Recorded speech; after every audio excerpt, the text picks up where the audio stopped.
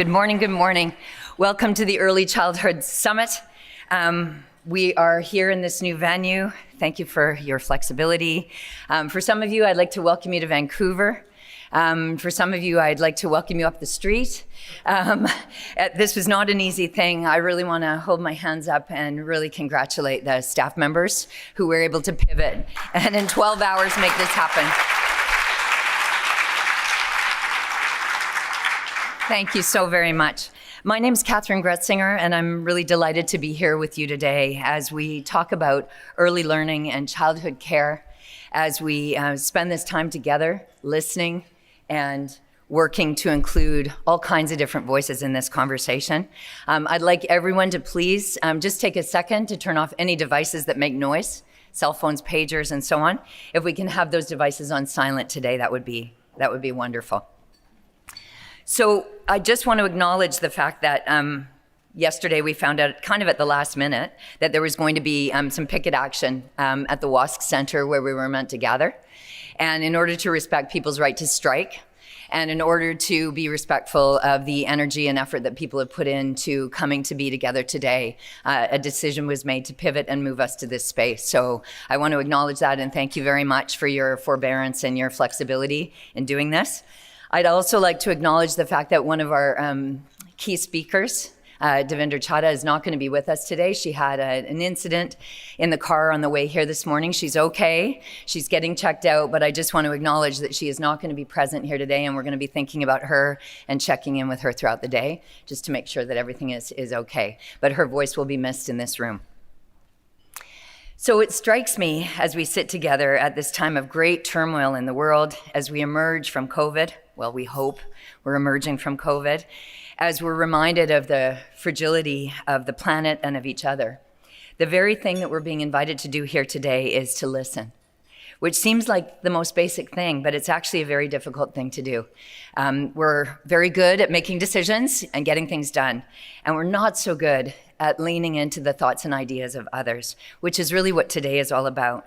It takes a good deal of patience and open-mindedness and skepticism and independence and curiosity and humility to listen well. And I really hope that that's what happens here today. I want, as I mentioned, everyone to have a voice in the room. Please come on in. There's seats up the front. You're welcome to come and join. I want to start today in a good way, and I can't really think of anyone better to get us going than Shane Point, a respected member of the Musqueam Nation. This, of course, is the territory of the Musqueam, the Squamish, and the Tsleil-Waututh peoples. Shane is one person who, with a generosity of heart and spirit, comes to these events and sets us on a good path. And I'm really thrilled to be able to welcome here today to the traditional, ancestral, and unceded territories of the Musqueam, the Tsleil-Waututh, and the Squamish. Shane.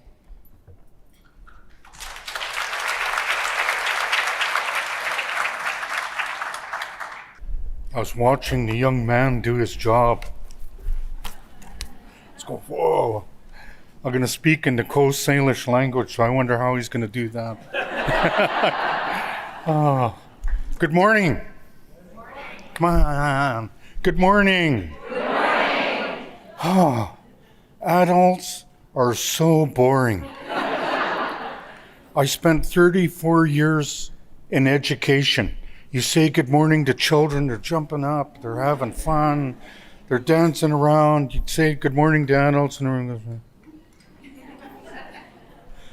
oh. I want to say this to you seriously.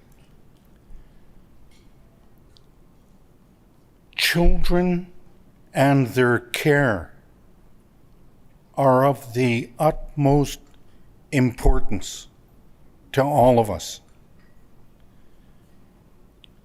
We need to use our educations, our experience, and the experience from our family lives to provide the best care for all children in British Columbia. We need to do that.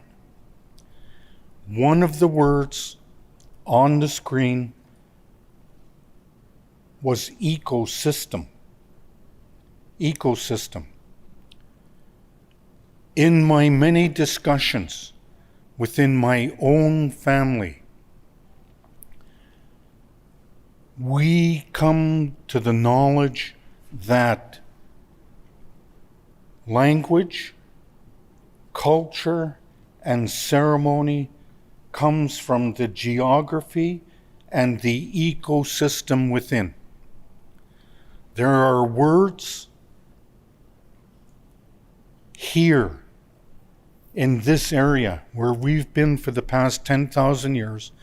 There are words that we have that are directly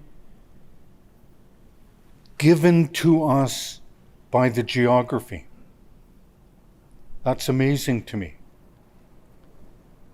When I see the word ecosystem, what comes to my mind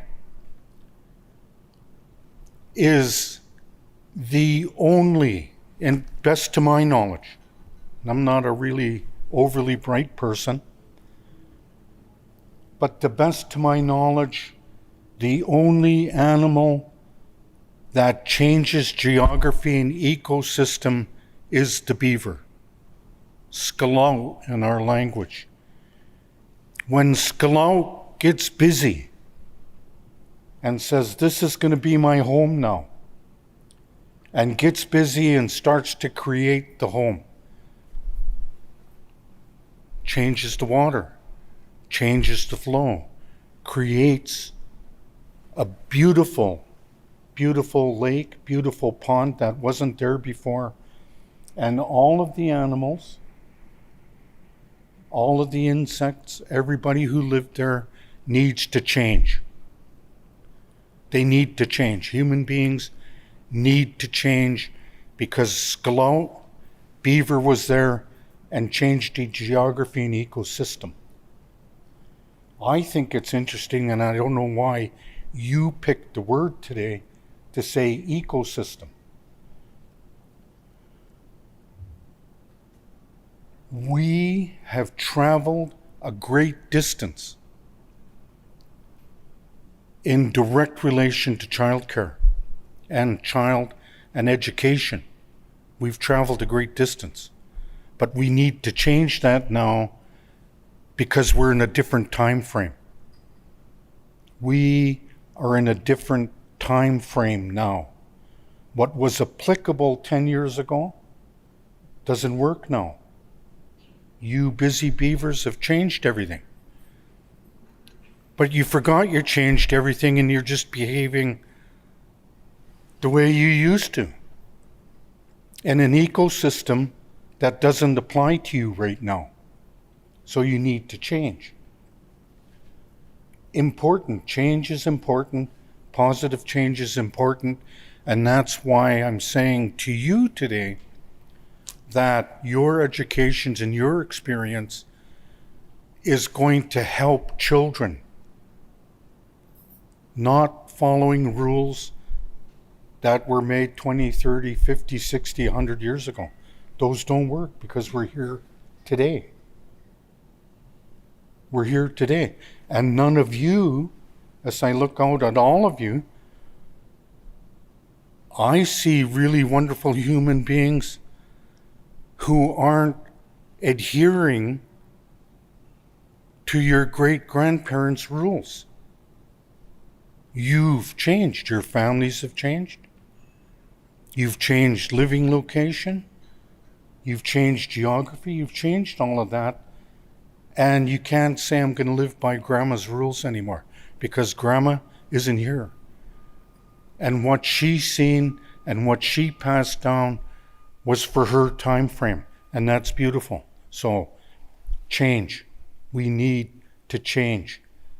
So you busy little beavers, here today, you're here to listen to some really, really wonderful people. They're going to say really good things to you. You need to listen to that, and then you need to move forward in a really good way for children, in a new way for children. I'm honored and privileged When I walked into the room, I seen my very dear friend, Joan. Joan runs Aboriginal Head Start here in British Columbia for First Nations people. I seen her and I was going, oh yes, Joan's here, yay. Joan, with the wisdom of her board, asked 7 really cool elders to become an elders advisory for Aboriginal Head Start. And we get together and we have fun. We have a really good time, and each one of my peers constantly reminds us that children are at the center of our decisions. I'm not making a decision for Shane. Lee's not making a decision for Lee. Auntie Betty's not saying, this is what I want to see. We remind each other constantly that we're to use everything we have at the moment in our brains for children. What is best for them? Of course, there's 7 of us. So there's really 7 really beautiful and powerful ways to do that. Because we all have different experience and we have the respect for each other to listen to each other and say, yes, that's true. Yes, that's true. So, in my family and my community, everybody listens to each other and there's no one person that makes the decision and makes a decision based on what they want. It's based on what we all think is good for the greater whole. So I want to encourage all of you today to really keep your ears open. More importantly, open your hearts, because you're going to hear something maybe you haven't heard before. If you don't have an open heart, an open mind, you may hear something that you don't like, but it's really important, it's going to work. But if you're shut down, then you're going to be in conflict. And when it comes to children, adults should never be in conflict for the care of children, good care of children, good educations for children. We should all not be in conflict, and we should not let ourselves get in the way and say, this is what I want. Needs to be for children. What's best for them. Oh,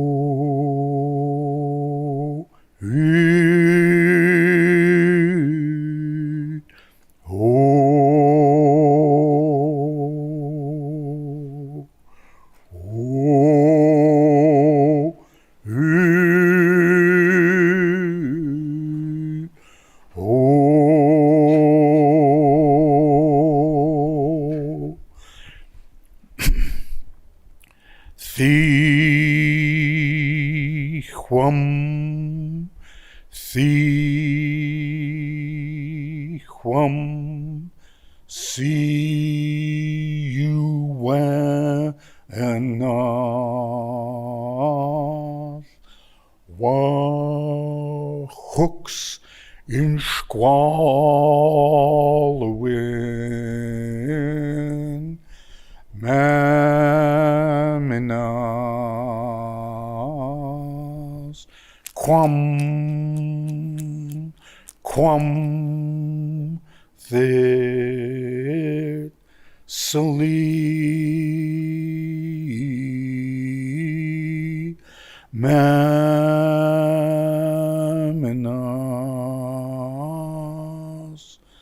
oh oh the Thehuam Natsamat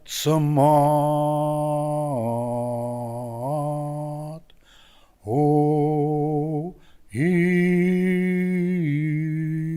O O O. My wonderful friends, the word is Natsamat, Coast Salish word, Natsamat. We are one. Natsamat Shqualawan, we are one heart and one mind. That's the way it's to be. We are all wonderful human beings. All wonderful human beings. Natsamat Mamanas. We are one for children. We are one for children. In the chant, I'm asking the infinite to please, please, please, open your hearts and your minds. I'm asking the infinite, please, please, please, open your hearts and your minds of the children who are here right now. Open so that they hear. They hear the good words and they take action. I'm also saying to the infinite, please, please, please, strengthen the spirits of the ones in the room today. Strengthen their spirits. The Spirit provides us with the will to do our best. As human beings, we've become foolish and we think it's the intellect. Here's the strength. The intellect is the strength. That's not true. The intellect's a tool. It's a tool for the Spirit to use to drive the will of the human beings to be the best they can be. For me, that's the truth. Just came into my mind just now because I think it's funny.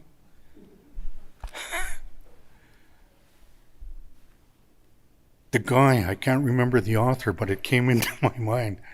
And the author says, don't mistake education for intelligence. Wow. All children are born genius. We're all born genius. We're born with the vastness of intellect. We think going to school for 20 years makes us something. Actually, all it does is teach us how to go A, B, C, D, E, F, G, 1, 2, 3. That unlocks it. So with that, I want to say thank you to all of you. I want to say thank you to all of you on behalf of the First Nations children of British Columbia, equally as important, their peers throughout the province, who you take care of. So, have fun today. How many of you are from out of Vancouver? Oh, awesome. Vancouver's beautiful. You're at the waterfront. Let them know you're going to see your workshop and go outside and have fun down at the waterfront. So have fun while you're here. Take care. Thank you very much.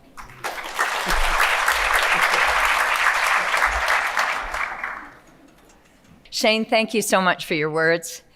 Thank you for noticing the language around ecosystem. And thank you for inviting us and reminding us to open our hearts and minds for this day together. Thank you. Okay, so we have a day ahead of us, everybody. We've created an agenda that I mentioned, prioritizes togetherness and listening. Some of you are longtime advocates. Some of you have been at this for 20, 30, 40 years, some even more. Some of you are champions for a public child-centered system. Some of you are new to this conversation. Everybody belongs here. We just want to make sure that everyone has an opportunity to sort of be as comfortable and as included as possible in this day. So let me dispense with a few housekeeping matters. Alexandra, here to my right, and John, sitting just beyond her, are going to be doing ASL interpretation all day long. So you'll be noticing their incredible silent, loud work, and I want to acknowledge them right off the bat this morning. Thank you very much for being with us.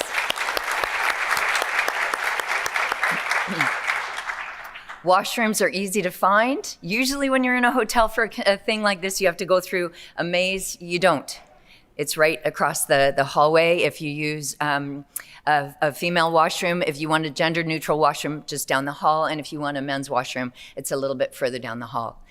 If for any reason we should have to leave this room in a rush, let's follow the exit signs. We'll leave the room in an orderly fashion. We have a whole bunch of people here from the province who know these things about safety. So we're going to follow them out. I'll ask you to please not use the elevators unless you require one. And we'll just make sure to inform you in as strong and as direct a way as possible.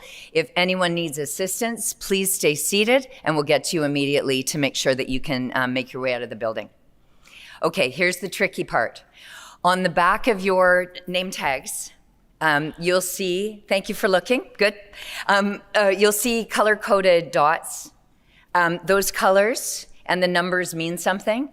They will indicate to you where you're going for your workshops this afternoon. It's a little bit of a maze, so I will invite you to just step through these back doors here. There's a color-coded, like a table that will tell you where to go. If you need any help, there's plenty of people from the ministry who are hanging around at that back desk out there. They'll be able to point you to your spaces.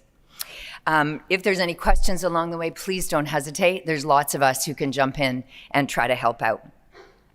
In just a few minutes, the Minister of State for Childcare, Grace Lohr, will join me up here, and she'll provide us with a bit of an update on this move toward an early childhood care system, an ecosystem here in BC. And the conversations that you're participating in today are going to help her to shape her approach going forward. A couple of highlights that I just want to mention. We're so fortunate that one of our colleagues from Norway has made the long journey here to be with us in Vancouver. Tove Mogstad-Slinde is going to be sharing her wisdom with us. I know some of you have had the privilege of listening to Tove and even meeting her at prior events. We have her with us for the whole day. So she's going to speak to us in a little bit. She's going to answer some of your questions. She's going to pop into the workshops throughout the afternoon and come back and give us some ideas about what she's hearing, about the conversation taking place in British Columbia, and some of the things that she's learned along the way. So we're so grateful for your generosity and your willingness to participate. Tove.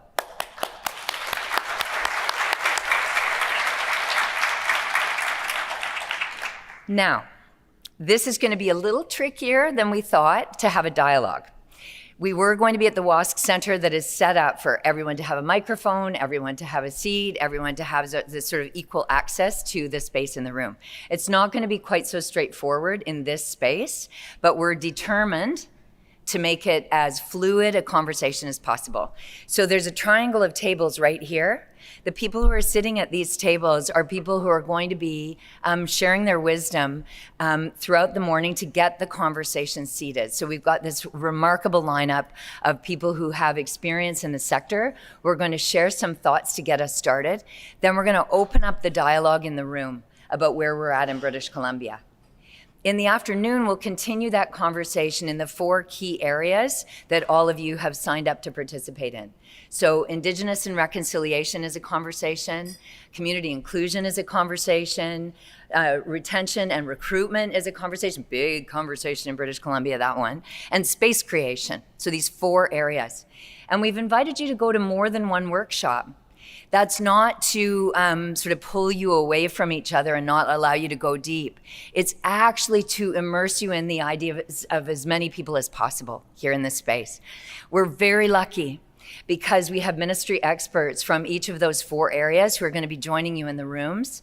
These are generous, kind, super smart people who are really good listeners who are going to be there to help shape dialogue. So if it starts to tip and slip, they're just going to say, we've put together this fact sheet that all of you have in your packages. Maybe this would be a helpful bit of information we can offer you. So they're there with some wisdom that they can offer to guide. They're not going to be in charge of the conversation. We're not having this be a sort of hands-on facilitated conversation. We want the ideas to float around in the room. And so we're really hoping that sitting in a circle together will allow you to kind of lean into each other's questions and wonderings. Similarly, the special guests that we've invited, you'll hear their voices in this room this morning. They have, again, very generously agreed to go into these workshops, not to be in charge, but to share with you some of their thinking about conversations they've had, about expertise they've developed, about experiences that they're willing to share, so that you've got lots of grist to have good, generative conversations. Facilitation is going to be super straightforward. We're going to ask you to come into the room and say, so what is going on in this space? Now, what do we do in terms of thinking about this space? So what are we going to do in terms of taking action?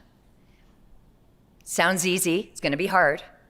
There's going to be 30 or 20 or 35 people in a room.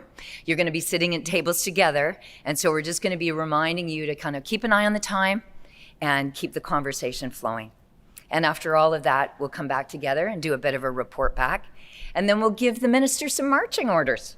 And we'll say, here's some ideas. Here's the things that gave people energy. Here's the things that are confusing to folks. Here's some of the key questions that they have.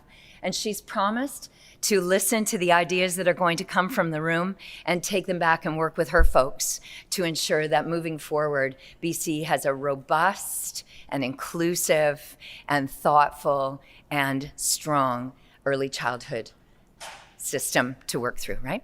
So that's our goal for today. It's a lofty one, I know.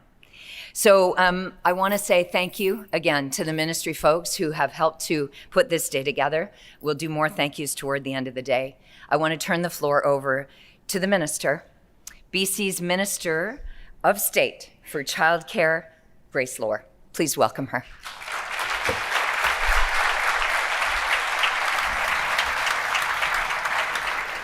Good morning, everyone. Thank you so much for spending your day or part of your day here with us today. I'm incredibly grateful for your time. I know the amount of heart, energy, and expertise in this room. I'm grateful to be gathered on the territory of the Musqueam, Squamish, and Tsleil-Waututh, and it is just beautiful, this window behind us, to be able to look out on those mountains. I also want to thank Shane for his words this morning.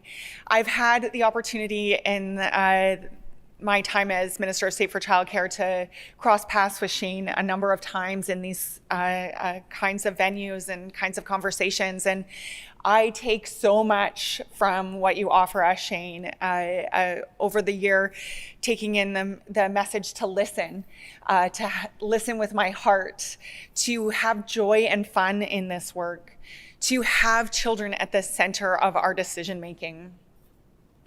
I also just want to reflect, as you've offered us, Shane, the message that we are one.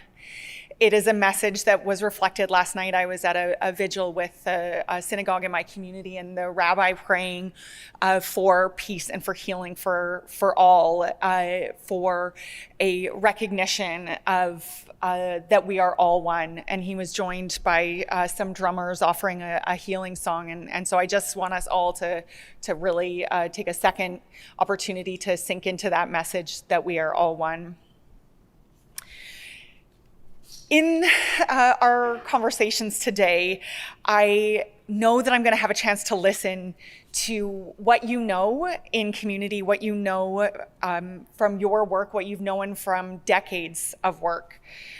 A conversation about what we need to do to support children in their early learning years, how we meet the needs of families, and how we support and lift up educators and providers.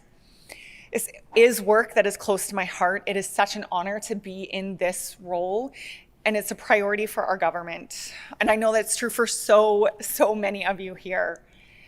I want to take a moment to thank our federal partners who we work closely with in this work and who provided the funding for our conversation today. And I especially want to thank all of you who are supporting and working directly in the childcare sector for your commitment to children's early learning and to the access of affordable quality childcare for families. I thank you for your collaboration and your partnership. There's so many folks here I know and have worked with. Some I've only had the chance to work with on the phone so far, and so really grateful for this chance to be in the same space.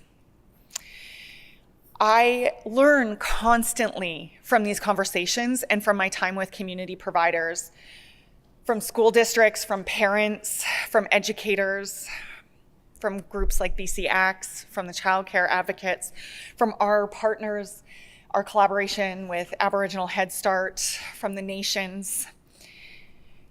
And that learning that I do informs our work. It is such a privilege to learn from you, and to me, that's what today's about. So I thank you for teaching me along the way and for the opportunity to do more learning today. We're 5 years into our Childcare BC plan, a 10-year strategy to build affordable, quality, accessible, inclusive childcare as a core service that BC families can depend on. But I know that this work is decades in the making and the shoulders that this work stands on. Affordable quality childcare is life-changing for families, it's good for communities and our economy, and it is about those children at the center of it. Childcare in BC is undergoing some very important and impactful changes. It has over the last few years and will continue to. This is heavy lifting we're doing together. It's work that has seen us work together to reduce fees for families, to create thousands of new childcare spaces, including Indigenous-led childcare. Together, we're increasing training and professional development opportunities, including our close work with ECEBC, and we're increasing wages for early childhood educators. We're seeing new Indigenous-led childcare with language and cultural immersion. There's work underway to transform how this work is done through a tripartite. We're working on a new way to publicly fund childcare, a way to publicly fund childcare that supports providers with stability, enhances quality and inclusion and opportunity for children, that helps parents with costs and lifts up our educators with wages and compensation. We're expanding $10 a day programs and no-cost Aboriginal Head Start programs on and off reserve. We're working with post-secondary partners to see opportunities for education like dual credits, work-integrated learning, and more. In that list, underpinning that work is the partnerships. Every single one of those actions requires the partnership in community, the information and the expertise from community. And so today's summit gives us an opportunity to continue to listen and learn. And that's a commitment I make today, to listen and learn. We've moved childcare from the Ministry of Children and Family, as you all know, to the Ministry of Education. And we're gonna have a chance to hear from Tove about some additional inspiration and international learning as we take these next steps. We're also going to hear from advocates and experts who have led this work provincially. And everyone in this room brings something of value. Sharing your knowledge, learning from each other is why we're here today. And I hope that our conversations will give you actions to take back, give you relationships to continue to work on. And I know that they will do this for me. So I think I'll leave it there in a commitment to the dialogue and listening, and to be able to take that to today's conversation. Thank you so much.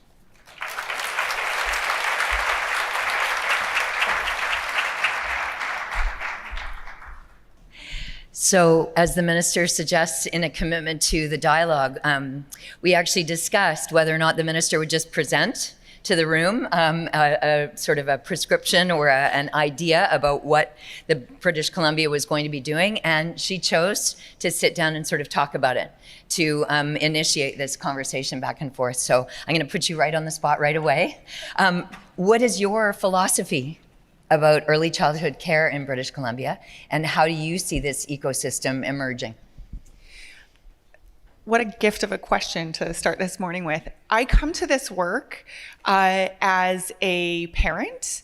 I know what childcare, what early education has meant to me, but I also come to this work through advocacy in the anti-violence sector, through advocacy for robust and whole communities, through the opportunity for connection.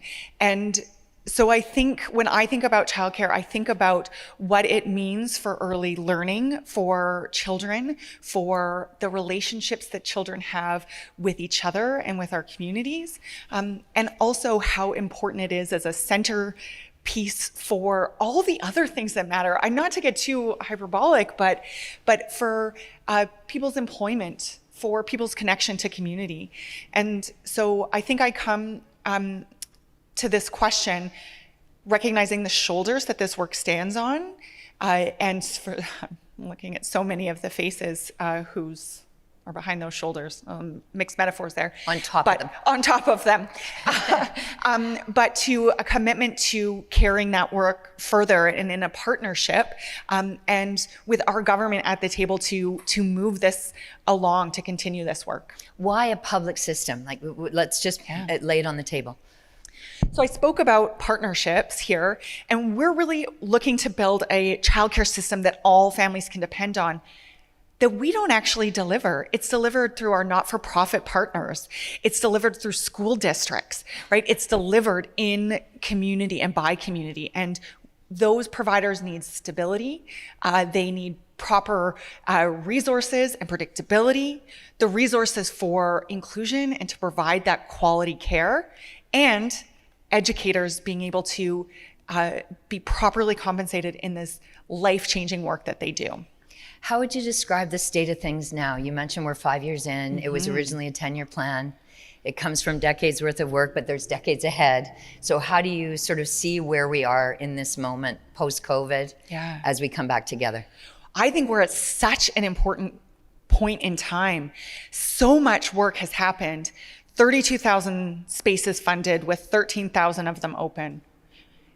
$4 an hour wage enhancements that have supported thousands of early childhood educators. Families saving up to $900 every single month. So much has happened. And we're at a really important spot to take that next step of how we pull those pieces together, how we have educators who see a career path for themselves and proper long-term compensation, how we ensure that childcare is in communities where it isn't now, where those cost savings for families can be supported along with that quality care. So this is a really important moment of pulling the work already done together for the future and for more families and more children and more communities. The question always comes, will you be able to scale it? So you'll be able to make it work for a certain contingent of the population. Will you be able to scale it so that all children in British Columbia have an equitable type of access? This is the task before us. The $10 a day program is supporting more than 12,000 spaces. But we also have the other programs for fee reduction, for wage enhancement. And so being able to pull those programs and think about our next steps, pulling those together. We've funded spaces, but I say this all the time, there's no such thing as a childcare space, right? There are only educators. And so as we build those buildings, those education opportunities, those wages, that compensation is critical. So we don't have buildings, we have childcare. Okay, which could be controversial. So some people might think, oh, you need to build the space and then they can come, but you're saying we need to follow the kids and get them what they need to do it all at the same time. Like, that is the task before us, and that is the scaling task. But if we fund new spaces, but we're not supporting educators, then we don't actually have childcare. That's a building. If we're supporting parents with cost reduction, but we aren't investing in new communities, if we aren't creating the opportunities and working with our partners for Indigenous-led childcare, then that's available to some families and not others. It is a lot of moving pieces that we must do all at the same time. So you've identified the 4 key areas. So we're going to be talking about those throughout the day today. What are you hoping to hear, to learn from the people in this room? What kind of guidance are you seeking? Yeah, I'm going to dodge that question because I don't know what I don't know.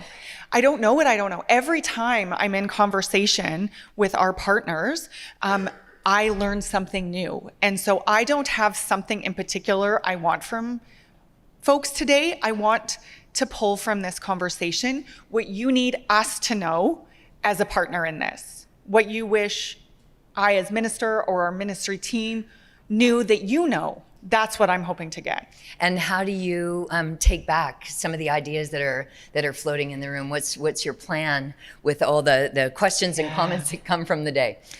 I describe myself in this job as having a radical commitment to learning. I am committed to this work, but through today, to that learning. But I'm not alone in it. There are folks here from the ministry who are going to be in and listening as well. And I know that there's also going to be cross-pollination for other participants, which will also help in building that ecosystem. So I'm going to listen and learn. We've got a team that's listening and learning, and I hope that that cross-pollination will also mean that everybody is listening and learning. So we chose specifically to do this. It's a little looser than some events in the past. Why did you think it was important for us to play around with these big ideas and not sort of sit in getting to the answer and making a strategic plan in one day? Well, I think we don't know what we don't know, for one. For two, for us to get this right, we have to get it, and by us, I mean all of us, but also government and myself as minister and our ministry. We have to get it right by what it looks like on the ground, what you know communities need, what you know what is and isn't working, where you know something can go faster, where we need to think about something more. So that opportunity to have that space to, at this point in the Child Care BC plan, to really do that kind of soaking in is really important to me. Okay. Thank you very much for sitting down to talk about it. I look forward to the day. Yes, and I will be popping around, going to your different rooms. Just don't mind me if I come in and listen for a while. I really, really just want to end on a note of gratitude for everyone's time today. Thank you very much. Grace Lord, Minister of State.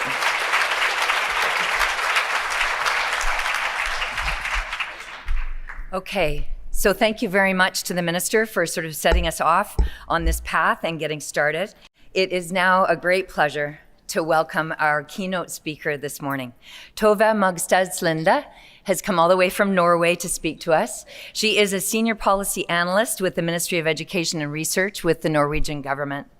She thinks about childcare in the most deep and thoughtful way. She has been working on this file since 1987, thinking about it strategically, thinking about governance, policy, and the ways in which the Norwegian approach to center the child has informed their decision-making and strengthened the system. She's not here, and she wanted to be really clear about this, to tell you what to do. She's here to share some of the learning that they've done in Norway, to comment on some of the work that you're doing, and to help get us thinking about things in an expansive way so that we can put British Columbia's children first. Please help me to welcome Tove.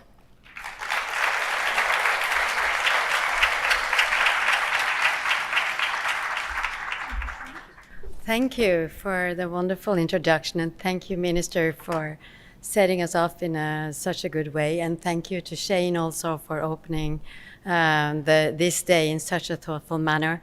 It was truly inspiring the way you start the day, and I think that there's going to be a wonderful opportunity today to open the conversations and to have the kind of curious exploration of ways to go further together. So thank you so much, and thank you for inviting me.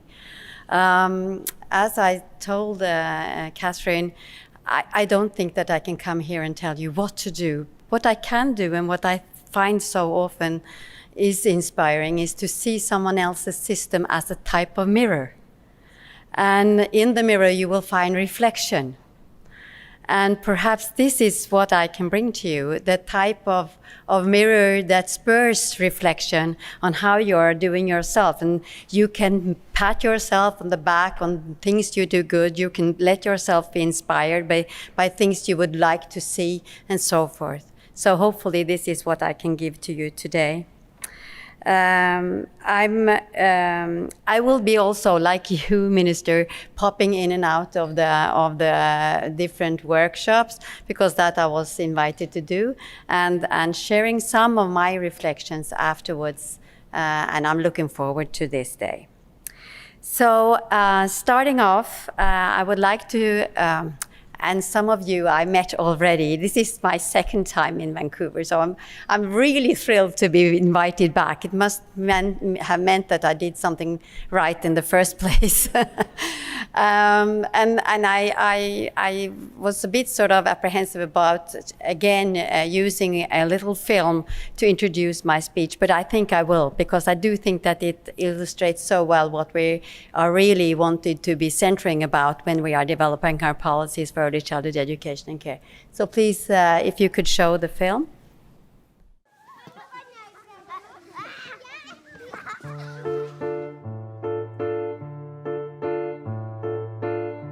Snow is like rain, only slower and colder. If you hold still and let it fall on your nose, it tickles. I lost a tooth once. We were sledging and then we crashed. But it was okay, because the tooth was loose anyhow.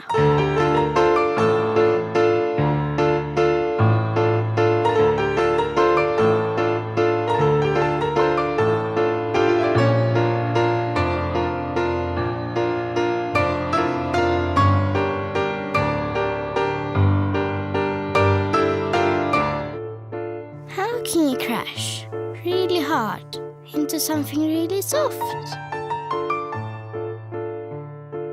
The small children sleep outside even when it's cold. They don't mind because they have really warm sleeping bags. I'm always warm, even if it's cold, because I play so much.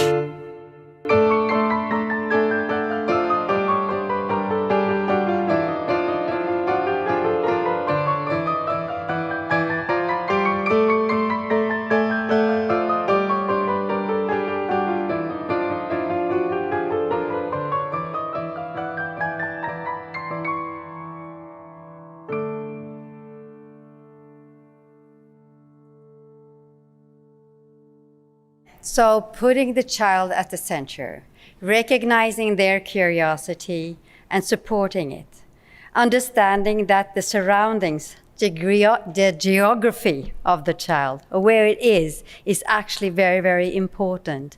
And it allows for the children's exploration and curiosity to be unfolded together with the skillful staff.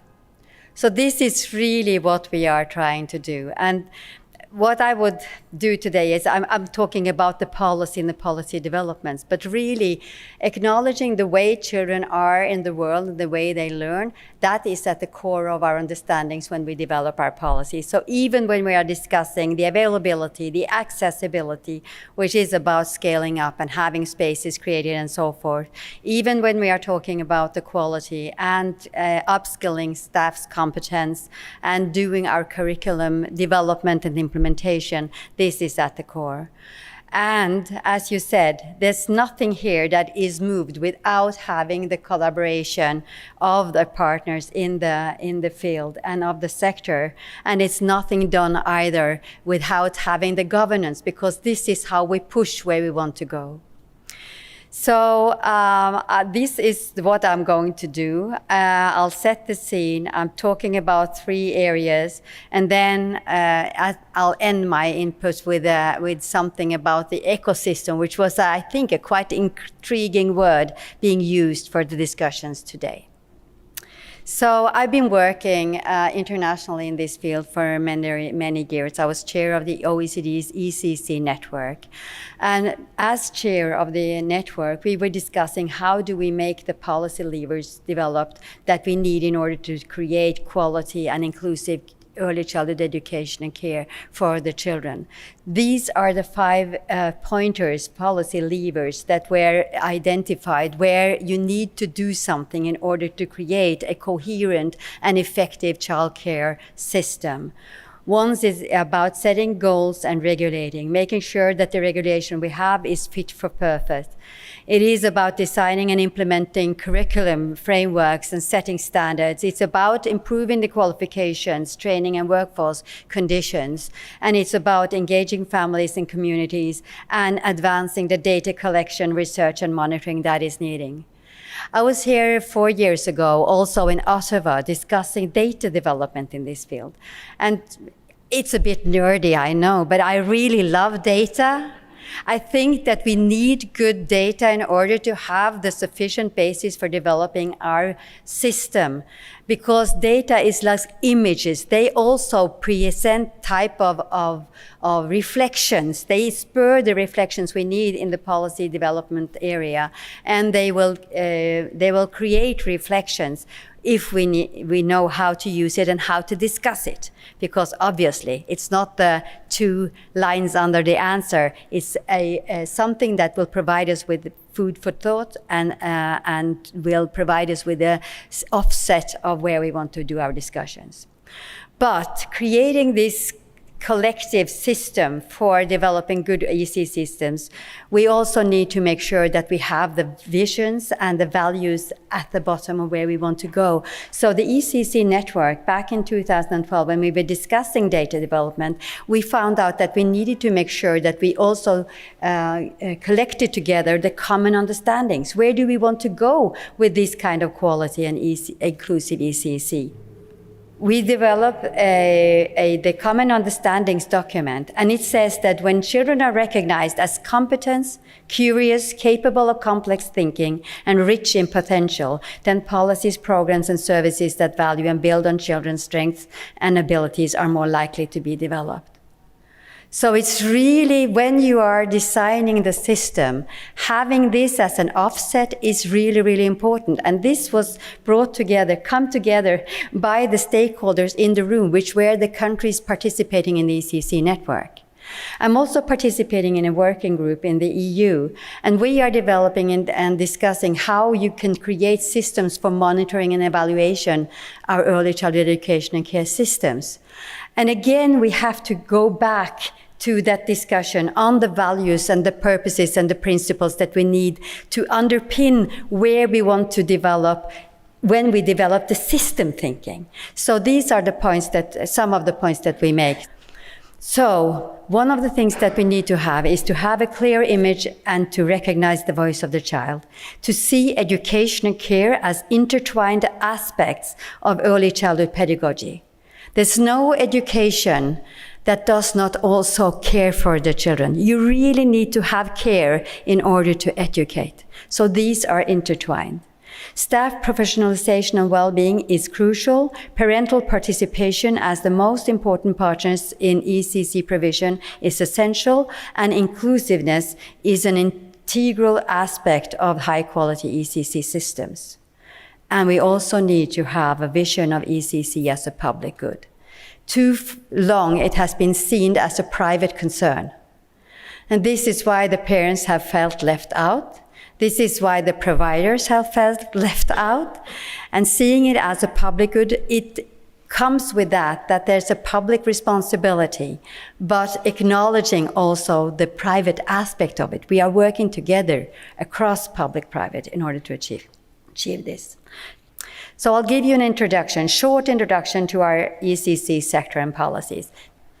Our government is really now working hard to reduce social inequality and to ensure that our education is inclusive for all children, regardless of their background and abilities. We have seen from research that even though everybody is in there, more or less, we still seem to reproduce the social inequality. So we are not there. We need to do more in order to even out differences and to level the playing field. Early intervention, inclusion, and well-adapted provision are fundamental principles for our work in order to improve our education system. And we see our early childhood education and care as an integral part of the education system. So moving from the Ministry of Children and Family Affairs over to the Education Ministry has been important. It is still challenging because you need to recognize that early childhood education and care is a level of education with its own specificities. It's not the same. It's different, but it is part of the same path of development, if you want. For the child, it's on their path. And recognizing this, that what we provide through the education ministry with our education policies is distinct for the different levels, I think that is very important. And that means that when you want to combine childcare and education, recognizing the experience of the sector, the experience of the early childhood educators and the leaders that have been providing care for a number of years and bringing it together and make both things grow together, that is something that we know our countries around the world are really striving to enable, but it is a hard work being done. Even though we are at sort of close to universal participation, we still have developments that we need to care for. And we recently launched a national strategy towards 2030. I was very happy to see that you also have a 10-year strategy. And coming into office as a minister with 4 years mandate and being brave enough to have a 10-year plan, I think that is really important, because it allows for the sector to see that there is commitment. And if you manage to ingrain it into the system as a way of thinking, then it means that the path, the next 10 years, will be developing in a certain direction. So it's a good thing to have ambitions and to look beyond what is immediate. So we want them to be available and affordable to all. Quality shall be ensured through strengthening the competence of staff, good leadership and staffing. And we want to make sure that the resources that we put into the sector is used appropriately. So we need to have better regulation, and we also need to strengthen the role of municipalities. If I understand correctly, this geography, the local aspect of things, coordinated and being sort of collaborating with the national role of policies, that is something that is challenging, but it is also important to get it right. We also want to strengthen our policies for quality kindergartens in areas where high proportion of immigrants and low socioeconomic status, and we have been putting out white papers on these policies recently. So I'll continue my speak with these 3 pillars that are part of our strategy. One about availability, one about the competence and staff, and the third one about governance and funding. Just giving you a vision of the structure of our sector, we have a Ministry of Education Research. We have between 5 and 6 million people, the same as you. So it means the size is comparable. We have a ministry. We have a Directorate for Education and Training that was already responsible for the schooling sector, but in 2012 also had the responsibility for early childhood education and care. We have county governors in the regions that implement the national policies, and we have local municipalities, and those are very crucial to delivering what we want. So they are 350 as of this time, and they have the responsibility to cater for the public and the private kindergartens in their municipalities in accordance with the regulation. We also have we also have stakeholders like the National Parents Association, the Association of Local and Regional Authorities, the National Association for Private Kindergartens, and teachers' unions and staff unions that are really, really important when we are developing our policies. We are around 270,000 children participating in the Norwegian kindergartens now. We have a participation rate of close to 90%. 87.7% of our 1 to 2 year olds are in kindergartens. And as you heard, my kindergartens is the term, is a translation of the Norwegian word barnehage. It's direct translation, so that's why we use it, but it is a bit confusing. So sometimes in the international field we call it early childhood education and care, or ECC, or what have you. But in the Norwegian term barnehage and kindergarten is the same, and it's a pedagogical provision for children between 1 and 5 years of age. So school starting age is 6. So in terms of our 3 to 5 year olds, 97% are participating in kindergartens. 3.6% of our children receive special educational support, but that is being received within the kindergartens. So they are included in the ordinary or overall provision that we have, and they receive their support there. 20% of our children in kindergartens have a minority background. In that proportion is, we hope to see even more increase, because we can see that when there are some children not participating, it is the children with minority background that seem to be participating less than all children. 99% of our kindergartens are full day. So it means that they are available for parents full day, over 41 hours per week. It means that having the work-life balance is there. You don't have to transport the child between different types of settings. The child has one setting. So they don't experience daily transitions between child care and education. They are in the same setting, providing education and care. This has been a change throughout the years. So if we want to sort of discuss developing from part-time to full-time, I think that we have also experience in that field.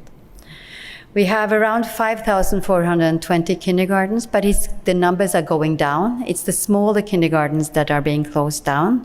And that is because we have a reduction in the number of children. So demography is going down. And I heard yesterday that you have an increase in the number of children here in BC.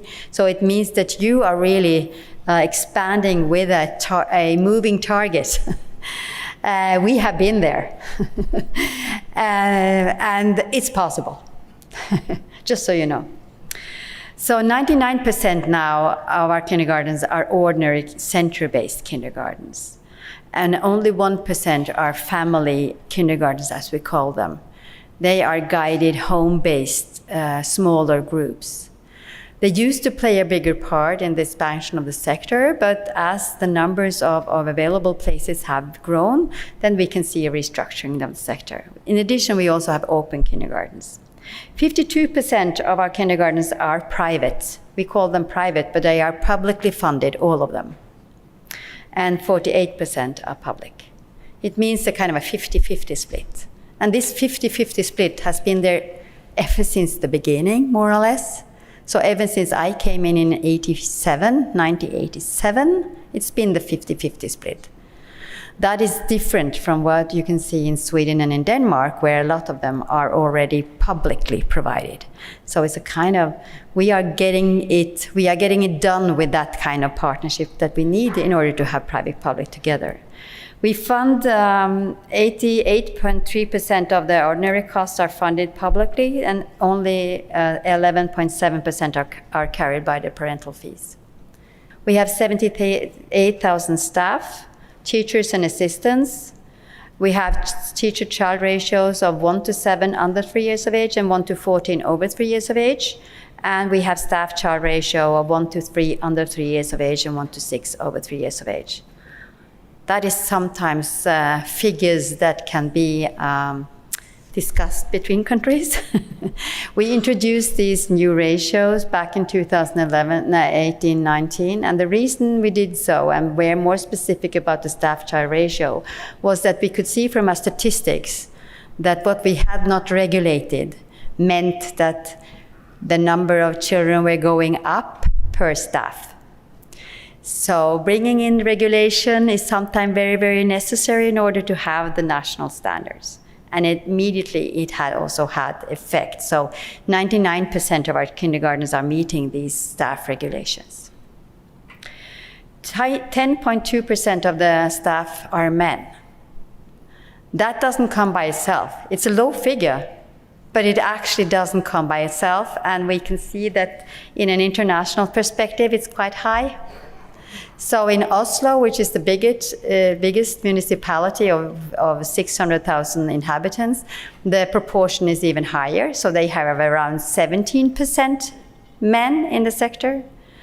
So this is something that I think is very important as well, because having a composition of the staff that reflects the children is very, very important. And for a lot of what we can see is that having a composition of staff that is manifold, it is very, very helpful in supporting the children's well-being and development. We have the Kindergarten Act and we have the Framework Plan, and all we do not develop any policies without having regard to this regulation. So whenever we develop our programs for upskilling and what you have, we need to have a foundation in the framework plan and in the regulations that we have. So this is our curriculum framework. It's another Nordic model, as I told you, with care, play, learning, and danning, which is formation. It's about that broader understanding of being human that we have as a foundation for education. And that is a term that we use both in early childhood education and care and in the schools. So the danning, the utdanning and danning, the education and formation are a concept that is intertwined. It's not just sort of educating the mind and doing the kind of development on that technical or that side, but it's really developing the human being as being part of the fellowship that is there as well, and developing the critical thinking that is needed in order to be an active part of the society. The intrinsic value of childhood is really firm in the framework plan. It is play-based, child-centered. We focus on well-being and joy, and we shall promote the creative sense of wonder and need to investigate. Language and social emotional development is, of course, important. I was looking into your early learning framework as well, and I could see that there are topics that are related in the same way. So I'm perhaps just banging in open doors, or giving you an affirmation that we really need to have this kind in mind. There were 3 topics that were introduced in the latest revision of our framework plan. And these 3 topics goes across the different educational level. And they are seen as very, very important at this point of time. And seeing the developments in the world today, I think that these topics are really, really something that we need to pay attention to in our educational frameworks. It's democracy, diversity, and equality. It's sustainable development, and it's the life skills and health that we need to support. These are topics that are at the core of what we need to bring about in our early childhood education and care and in our schooling system. And having them established as the description in our frameworks, both on the early childhood education and care in kindergarten level and in the schooling system as topics that goes across, is very, very important. So I'll talk to you about the available affordable part and the developments. Of course, creating new spaces is hard work. It's like with a little boy with a push wagon. You're going uphill, you might slide down, but you have to still go uphill again. So we have moved the early childhood education and care sector in Norway from being a selective to a universal good.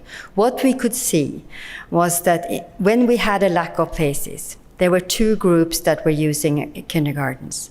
It was the children in absolute need, so they were prioritized, both the ones under the Child Protection Services and the ones with an impairment. But it was also the more well-to-do families. The most affluent one had better access than the rest. So really expanding means that we can create the universal space, the fellowship that we want to have, that goes across social economic divides. And this communal space is really, really important. In this way, it can be truly inclusive. So we had a lot of the policy initiatives until 2002. So I came in 1987. I think that the coverage for 0 to 2-year-olds were around 20% at that time. and for the 3 to 5-year-olds, around 50%. So expanding was very, very important, and it was hard work getting there, because we know that for the youngest, we need stronger regulation. They need more staff. That is costly. So it costs more creating a space for the youngest children. It's a fact. And 85% of the investment is actually on the staff. But at the same time, creating good spaces that allows for exploration, that allows for having the creative zest and for doing the play, all of that is also important. It's not just using whatever space you have available. That might be a good strategy, though, if you can make it appropriate. But it's not just putting children in because they need care. It's understanding that it should be education and care at the same time. And the unfairness of the system. It was just, since more and more children were getting in, the feeling of unfairness was getting bigger in the sector. So we had parents saying, why do we pay twice as much as in the public provision? Why don't we have access the same way others have? And all of these were inequalities that the politicians needed to address. So in 2003, across political divides, because of the voice from the parents and from the sector of the inequalities that were unfair, they suddenly and magically found out that they could work together and say, we need to do this last push. We need to find out a way to make it more equal. And they decided on a kindergarten agreement where they wanted the introduction of maximum parental fees. They wanted an introduction of equal treatment with regard to funding of public and private kindergartens, because that was unequal. And they wanted to have increased access.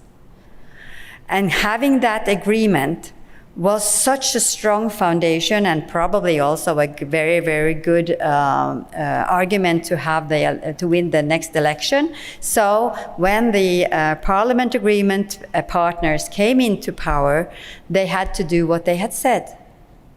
So it meant increasing funding, and I will show you how. In 2009, we had the situation where we could introduce the individual statutory right to a place in kindergartens. This is what happened. We needed to expand the state funding in having a quickly expanding sector. And as you can see from the chart, and that is in that period of kindergarten reform, the state funding increased 3 times. And that was necessary because we wanted to increase the operating grants to cover the operating costs for all, private and public. We had an investment grant introduced in 2003, but in order to get to the final stretch, and because there was such a very large expansion in the sector, things were taking longer time. They didn't have the builders actually to get the places established. So what did they need to do?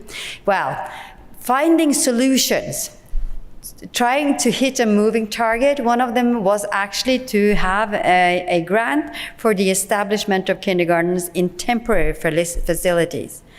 And being from this sector, we had already had a lot of experience with what we call permasorium. It means that they are meant to be temporary, but they tend to be permanent. So when developing this grant, you had to make sure that there were actual plans to have the buildings established. So this grant you didn't get unless you had the space and the plans to get it built.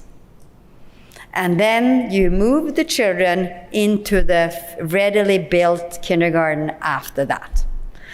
And what we could see was having new type of temporary spaces, a lot of entrepreneurship in developing them to be also quite good. Actually quite, with good space and with the material that they needed. We needed to bring together the housing bank, we needed to bring together the municipal, we had local collaboration and facilitation. You were talking about partnerships. This is a point of time where partnerships were absolutely needed in order to get where we wanted. And we wanted also to have the municipalities have the resources, the capacity to do that kind of local collaboration, and to have them aboard, we also compensated their work. So that was the whole package. I can see from your webpage that you are also created these type of packages. And one of the things that is perhaps an experience is that sometimes they don't work the way we want them to. Then we have to rein back, we have to redraft. So there's a type of flexibility needed in the sector as well. At the same time, you want to tell the sector that they can be sure that the commitment to do funding is there, so that they can plan ahead. It's not just create, if you want to build something, you need to have something that you can plan ahead. So, okay, enough about state funding. So what it entailed was having the high participation rates in kindergartens. And if you can see, 2009, when we introduced the statutory right to a kindergarten place, is in, well, on the left-hand side of the middle there. It's actually, I just want to tell you that the first time when I came, we thought that we were going to have full participation rates when we had a coverage of 60%. So when we planned towards the 2000, we were saying, okay, if we have 30% for children under 3 and we have 60% for children over 3, we are there. But what happens is that when you come to this tipping point, everybody thinks there's a possibility that they can use an early childhood education and care setting. So then the target moves. So our coverage numbers are not about the applicants. It's about the number of children we have. So we don't sort of estimate our coverage according to who is applying for a place. We estimate coverage according to the whole age group. And now you can see that we are 93% of our children between 1 and 5 is participating. And you can see also that participation increased even after we introduced the statutory right. So we have been expanding our sector even in that period after we thought we were sort of reaching the goal, the actual goal. And where we are not still there is with the minority language children. So what we can see is that the participation rates are high.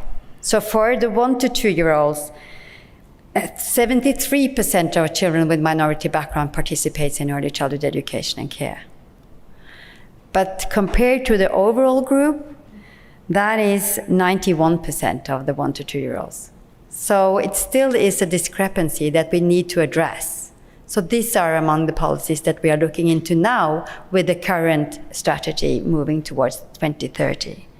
The same goes, there's a discrepancy also between the children for 3 to 5, with 95% of the minority language children participating and 98% of other children participating. So we need to look into those figures and we need to deal with them.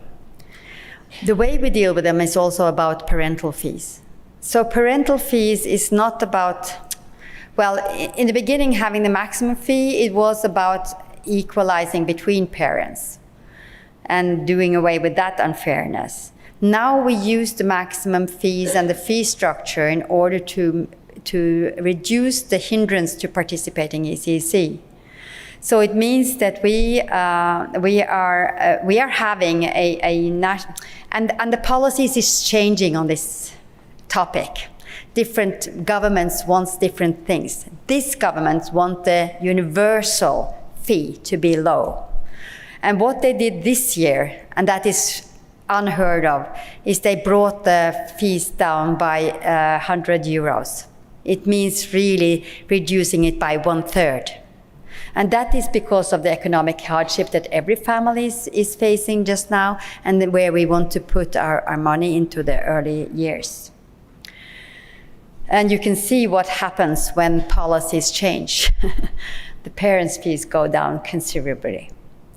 The moderation schemes are so that we have sibling discounts, 30 price reduction for the second child, and then introducing a free kindergarten for the third and more children.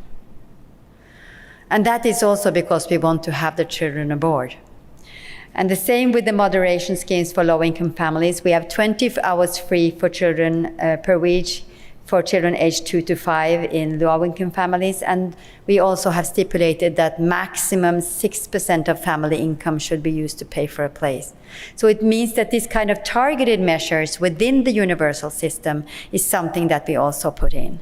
And that we put in order to answer to the policy needs that we have. In addition, we also have regional discounts. So targeting the areas are important.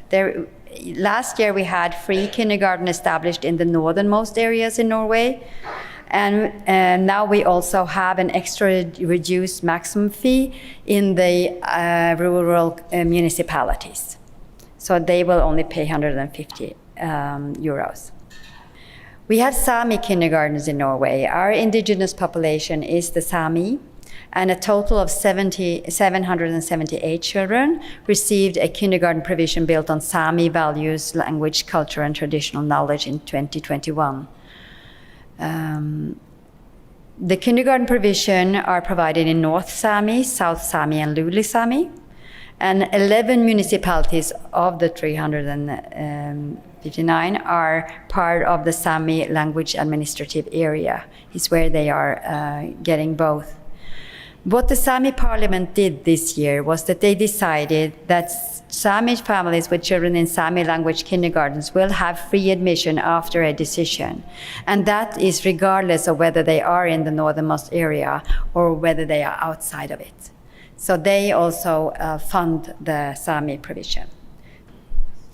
The quality, staff competence and curriculum framework implementation. We have a composition where we have head teachers that have a bachelor degree requirement. We also have that for pedagogical leaders and kindergarten teachers. And we have child and youth care workers, which are trained on vocational level 2 years in school, upper secondary, and 2 years in training. And in addition to this, we also have assistants. As of now, we have 43% of our staff being kindergarten teachers, and we have 23% of our staff being child and youth care workers with vocational training. The others have other background, and that is a complex situation. But if you can see the middle line there, what has happened during the last 5 years is that we have increased the proportion of kindergarten teachers, we have increased the proportion of vocationally trained staff, and we have reduced the proportion of the staff with other background. And the way we've done it is that we have had strategies for raising competence in the sector, and putting our efforts into raising competence of the staff that we recruit into the sector, but also of the staff that are already there. So we have a kindergarten teacher education that can be combined with work. We have the same upskilling with vocational training of staff that are on the site, and staff with the 5 years experience can also be have a diploma after education and work. So all of these kind of measures is something that we have developed in order to raise the formal competence of staff in the sector. The hairy goal is that no one working in our kindergartens will not have a formal qualification for working with the children in some way or other. The composition might be various, but what we want to do is that we have put out a clear target having 50% of our staff being kindergarten teachers by 2025, so we are pressed for time. And then we have also put out the 10-year vision of having 60% of our staff being kindergarten teachers. We want them to have them as the majority of our staff. And the reason for this is that the way they work is part of the professional development that they have. And we rely on their competence in order to deliver on the type of pedagogy that we want to see. We want also that at least 25% of child and youth care workers are there in every kindergarten. What we can see now is that in the public provision, public kindergartens, we have 27% of the staff being trained child and youth care workers, as opposed to only 17% in the private provision. So it means that the sector needs to respond to this in different ways. In terms of having the requirements for staff, it means that it's even between private and public provision with regard to the proportion of kindergarten teachers. We want also to increase the number of staff with master's degree. And the reason for this is really that we want to have that kind of extra competence coming into the sector. We want to have the leaders having a master's degree because they want to communicate with other levels of education and doing the analysis and the capacity building and the leadership that we want to see developed. Owners and leaders are required in our competence strategy that we have laid down just now to have a plan and make sure that all staff can develop their competence through individual and collective measures. And from what I could divine from your way of working is that you have put in place also things that can enable people to actually go and do the training. And we had the same measures being introduced and was very effective is that when we could sort of pay the owners in order to have their staff go and do training, that was very, very efficient. So those kind of packages and the way you combine them is important. The Sami Parliament has been doing a 5-year project developing their own pedagogical philosophy and pedagogy. What they want to have out of this Samos project, and that was just recently finished, is that they want to have a handbook on Sami pedagogical principles. They want to have a shared definition of strong language models and to have more research in the field of Sami kindergartens. And they want to have a competence development for them. Mentoring arrangements for the work on Sami principles and the work with strong language models in Sami language kindergartens are also being introduced as part of the development that they did in the Samos project. So these are the developments that they are doing just now, and we are very, very happy about it, and we are very eager to see how they will succeed in doing this and roll it out into all the Sami kindergartens. So we, in terms of implementing our framework plan, we have the curriculum framework supported by our Directorate for Education and Training, and they have put together a number of resources available to the staff. And this is important for the leadership in the sector, that they can avail of this type of support material. There are films, thematic pages, tools, and resources. There is also a development of online competence packages. And we could see that we developed this for the implementation of the school curriculum, the renewed school curriculum, but we also have it now for kindergartens. And these are the topics that we have developed so far. As you can see, a lot of the topics that are on the agenda nowadays with digital judgment, digital practice, inclusive practice, safe and good kindergarten environment, ensuring that the regulations we have in preventing harassment and exclusion of children is really, really implemented in a good way, is being developed. And that is a competence package that goes across different levels. We also have one on play, and we are developing one that is coming now in November on multilingual children's Norwegian or Sami language competence. So these competence packages is really, really important in order to have a good reach out. We also see that since we have 25% of the staff not being qualified with a formal qualification, we have developed a package on kindergarten basic competence that is online and in an app. So these type of digital tools can be very, very helpful, and it can be used in the site. But training the trainers is part of that package. You really need to have someone there that can support the staff in their development of competence. So having the educated staff also being supported and having the collaboration with our universities and university colleges and having them in working with us in implementing this is very, very important. So this kindergarten basic competence package was developed by the University College of Oslo Metropolitan University, and I think it was also the University of Bergen, together with the Directorate for Education and Training. I'll finish my introduction with the steering resources towards quality for children. So in our kindergarten strategy that we have just now, we have put out very, very important. We have seen that part of our regulation that we have created for the sector that was expanding needs to be revised when we have a universal provision in place. We need to make sure that the things that doesn't work correctly is being mended. So we have had an expert committee looking into the funding of the sector. They have provided us with advice on how we could regulate this better. And we have seen the role of municipalities as crucial in order to deliver for our children. So providing municipalities with the means they need to develop a holistic policy is very, very important.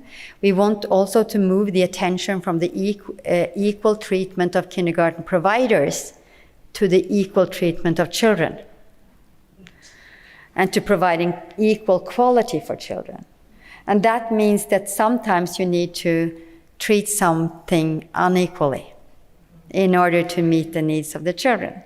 So again, getting this balance right is something that we need to look into more deeply now. And new regulation will be coming out this fall at a hearing, and we will have responses from our sector looking at how we can do this better.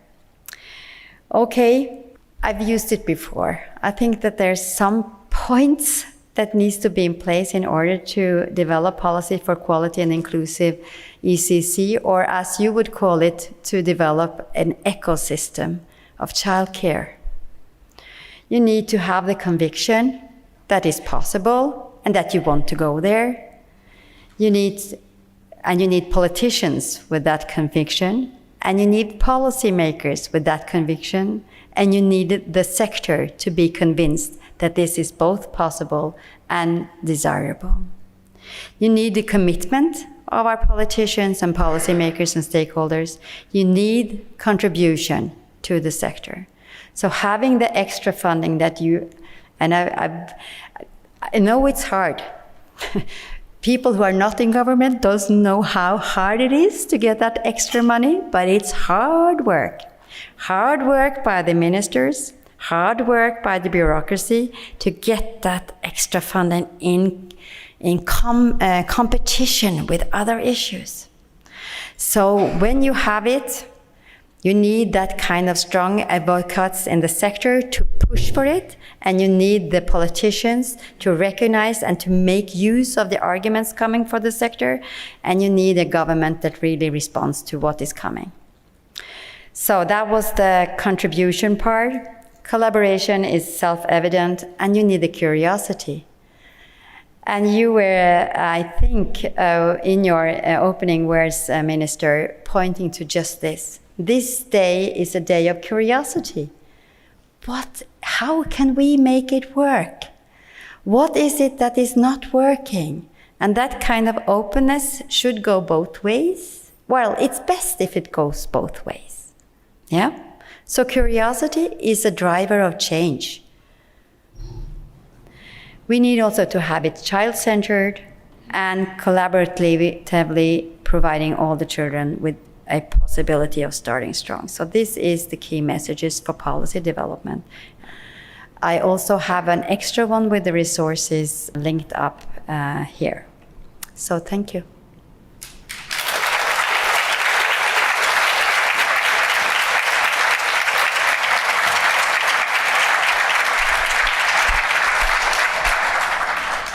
Tove, thank you so much for your gentle strength in encouraging us all as we have this conversation today. Do you mind taking a couple of questions from the floor? I'm we very can happy to. address if folks have a couple of questions. Please, Sharon. So interesting. Thank you very much. I'm super curious to know how you manage public funds being used in the for-profit sector. And when you talk about private, I think you're talking about for-profit rather than non-profit, but perhaps you have both. So how do public funds land both operationally and from a capital point of view around real estate assets? Mm-hmm. Thank you. You are pinpointing the challenge that we are trying to address with the new regulation that is being developed just now. So if you use the next one, please. Yeah. I had this extra, I was sort of, I was expecting this question to come up. So I had this sort of, because we have, I told you that we really have had all the while a collaboration with the private public in getting there. And it means that we were sort of not so concerned with, okay, as long as they developed a good quality provision, and we do have good quality provision because we have strong regulation on quality, we thought that that was okay and sufficient. But we did not foresee the challenges in terms of the real estate issue. And with the costs being and with surpluses being drawn out, and that is surpluses not on the operating costs as much because it's strongly regulated, the number of staff and the number of teachers and what have you. So it's more on the real estate issue that we can see these challenges being put forward just now. So we have seen, as you can see, a growth in the number of corporate groups running in our sector, and which are chains. They are both national and international. And we have chains developed in Norway now going international as well. So dealing with this issue in a good and thoughtful manner, because a lot of these chains are also developing are both innovative, and they are delivering on good quality for children. And that is sometimes not expected, but that is also happening. So we need to be mindful in the way we go about this, but we need at the same time to make sure that the resources we invest in our sector actually goes to children and to the provision of quality for our children. That is our main goal just now. So hopefully the regulation that we put in place is going to make sure that this type of surpluses is not going out of the sector, out of the country, into pockets of someone. We don't want that development. And we also want to have the private sector not only seeing themselves as delivering for the families, a service to families, they are delivering for communities. So they are part of the broader community and the welfare structure that we have in our country. But we still have also sole proprietorship, we have independent for-profit, and we also have a non-profit sector. We will call them all private. Thank you. Next question, please. Gentleman at the back. Thank you. Thank you. So building off of that, thinking about recruitment and retention, is there difference in staff? Could they expect the not-for-profit or for private kind of range? Does it vary a lot, or is there kind of some stability across that? So thank you. Thank you. That was also a very, very good question. So being part of a union is actually quite common in Norway, and it's individual. But at the same time, it's collective. 94% of our private association for private kindergartens, 94% of the kindergartens are in that collective agreement for staff. So the wage levels are the same across. They are collectively negotiated agreements. We have it in the municipal sector and we have it in the private sector. Collectively negotiated agreements, and they are alike. We fund the operating costs, including the pension costs. We have had to see that the pension was delivered differently in the public and the private sector, and we had to adjust it because they were getting too much in the private sector as a compensation, but we did give an extra compensation for covering pension costs. So one of the things that this government wants to see is that there should be equal rights across public private provision in terms of the working agreements. There are differences, some nuances. So for instance, the Private Kindergartens Association, they introduced sooner than the public agreement that if you were trained on a master's degree level, you had a wage compensation for the kindergarten teachers, for instance. So we don't see the big discrepancies. What we can see is that for the companies wanting to take out the surplus, where we do not have the regulation, which is outside the teachers on the competence, they tend to hire younger and less skilled staff so that they will have lower wages. So that is the way they bring down the costs. Mm-hmm. Next question, if there is one, and there'll be plenty of opportunities as we go. Yes, please. Thank you so much. I'm wondering if Norway has a school-age care system, so before and after school, and if you can say anything about participation rates and differences in the model there. Thank you. Yes, we do. And there's an obligation for the municipalities to provide school-age care outside of schools for the first to, I think it's first to third grade, but the fourth grade is also being included, so between age 6 and 10. We have recently had funding also for parental fees in the school-age care system. So now 20 hours free school-age care for the 6-year-olds and for the first grade and for the second grade has been introduced. So it's very, very important for us to also to have the school-age care system and to have it working. Last year was the first year we had a framework plan, a curriculum framework, not a curriculum framework, but a framework plan for the content also of the school-age care system, and putting now efforts also into upskilling the staff that are in the school-age care centers. Perfect. One more question, then we're going to take a break for about 15, and then we're going to come back and pick up exactly where we left off and keep the conversation flowing with the guidance of people like the one you're just about to hear from. Thank you. I have a question around the minimum competencies for the language competencies for the Sami people. And I'm curious to know if, for the Sami people, when I spoke to you earlier, you said they're about 0.2% of the population, and yet the Sami Parliament is creating language competencies. Are the government paying for language speakers to be in the childcare centers? How can I say this? So in terms of in our framework plan, all kindergartens are required to provide a language environment for the children and recognize the languages of the Sami. So there's a special requirement in our framework plan also on providing support for children, Sami children in all kindergartens and recognizing the culture and the language. Providing language support as such is hard. So the Sami Parliament with their funding is funding to have more of those type of language provision kindergartens where they are language immersed. So if you could see from the slide in the Samos project, they really want to see more of these type of immersion centers in terms of language.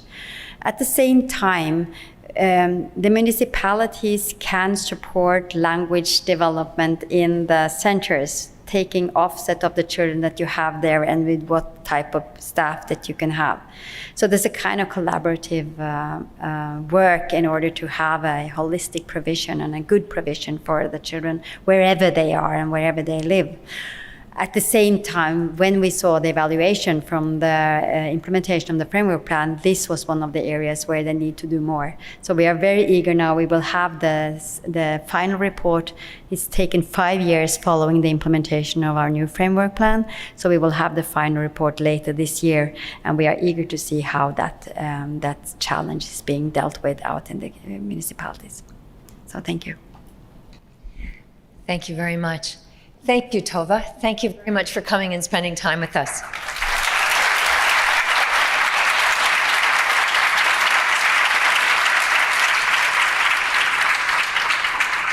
So much for us to think about as you have a nice break. The sun is shining out there, so I'd encourage folks to get outside. We're going to take a full 15. We'll come back at 1:15. We're going to spend an hour together with the guidance and the framing from some of the expert guests that we've invited to start the dialogue. I really encourage you to think about what you want to know, what you want to share, and we'll come back together in about 17 minutes. See you at 1:15.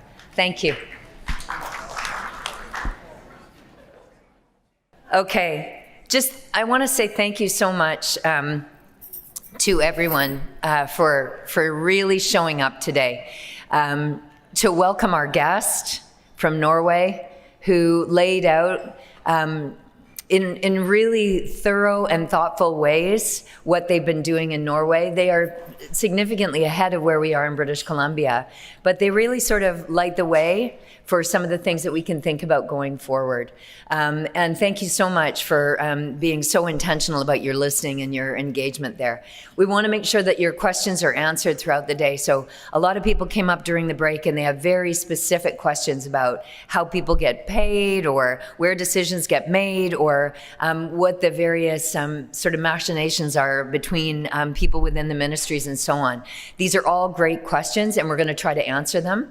At the end of the day, we're going to be handing out little evaluation forms, and on those, you'll have an opportunity to ask any questions or make any comments that we can follow up on if we don't happen to get to the questions or the comments that you're trying to make today.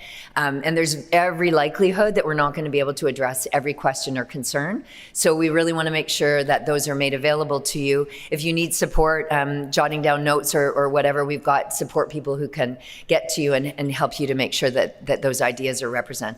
But this conversation is going to be fluid throughout the day. Clearly, you like talking. We're 10 minutes late already. So this is a good thing. I'm really heartened to hear this. And when the volume went up immediately, that was a good sign. So what I'm going to do now is I'm going to turn to 8 people who have agreed to sort of dangle on the wire with me here a little bit for a few minutes as we start our conversation about early childhood care in British Columbia and this ecosystem that the minister and those working throughout the ministry are working to try to create. And we've invited these people to share some of their wisdom and expertise. Some of that comes in the form of questions. Some of it comes in a bit of a call to action. But I'm going to call on these people who are sitting at these 3 tables here, so you won't have to look too far for them. So I think we have microphones at the ready as we turn first to Daljit. Daljit has worked on anti-racism with a child-focused programming mindset for the last 25 years. Daljit Gill-Badacha. She's a free agent today, and that's why I'm starting with her. She's someone with decades of experience, and she has recently taken a pause from her day-to-day work, which has given her 3 months of clarity and space to really think about early childhood care in British Columbia. And I just want to turn to you with the most open of questions, Daljit. From your perspective, Where are we at in BC right now when it comes to creating this ecosystem that we all are hoping to create together? Thank you, Catherine, for that question. Why don't you come on up here, Daljeet? Yeah, great. Come on up. Okay. Hi, everyone.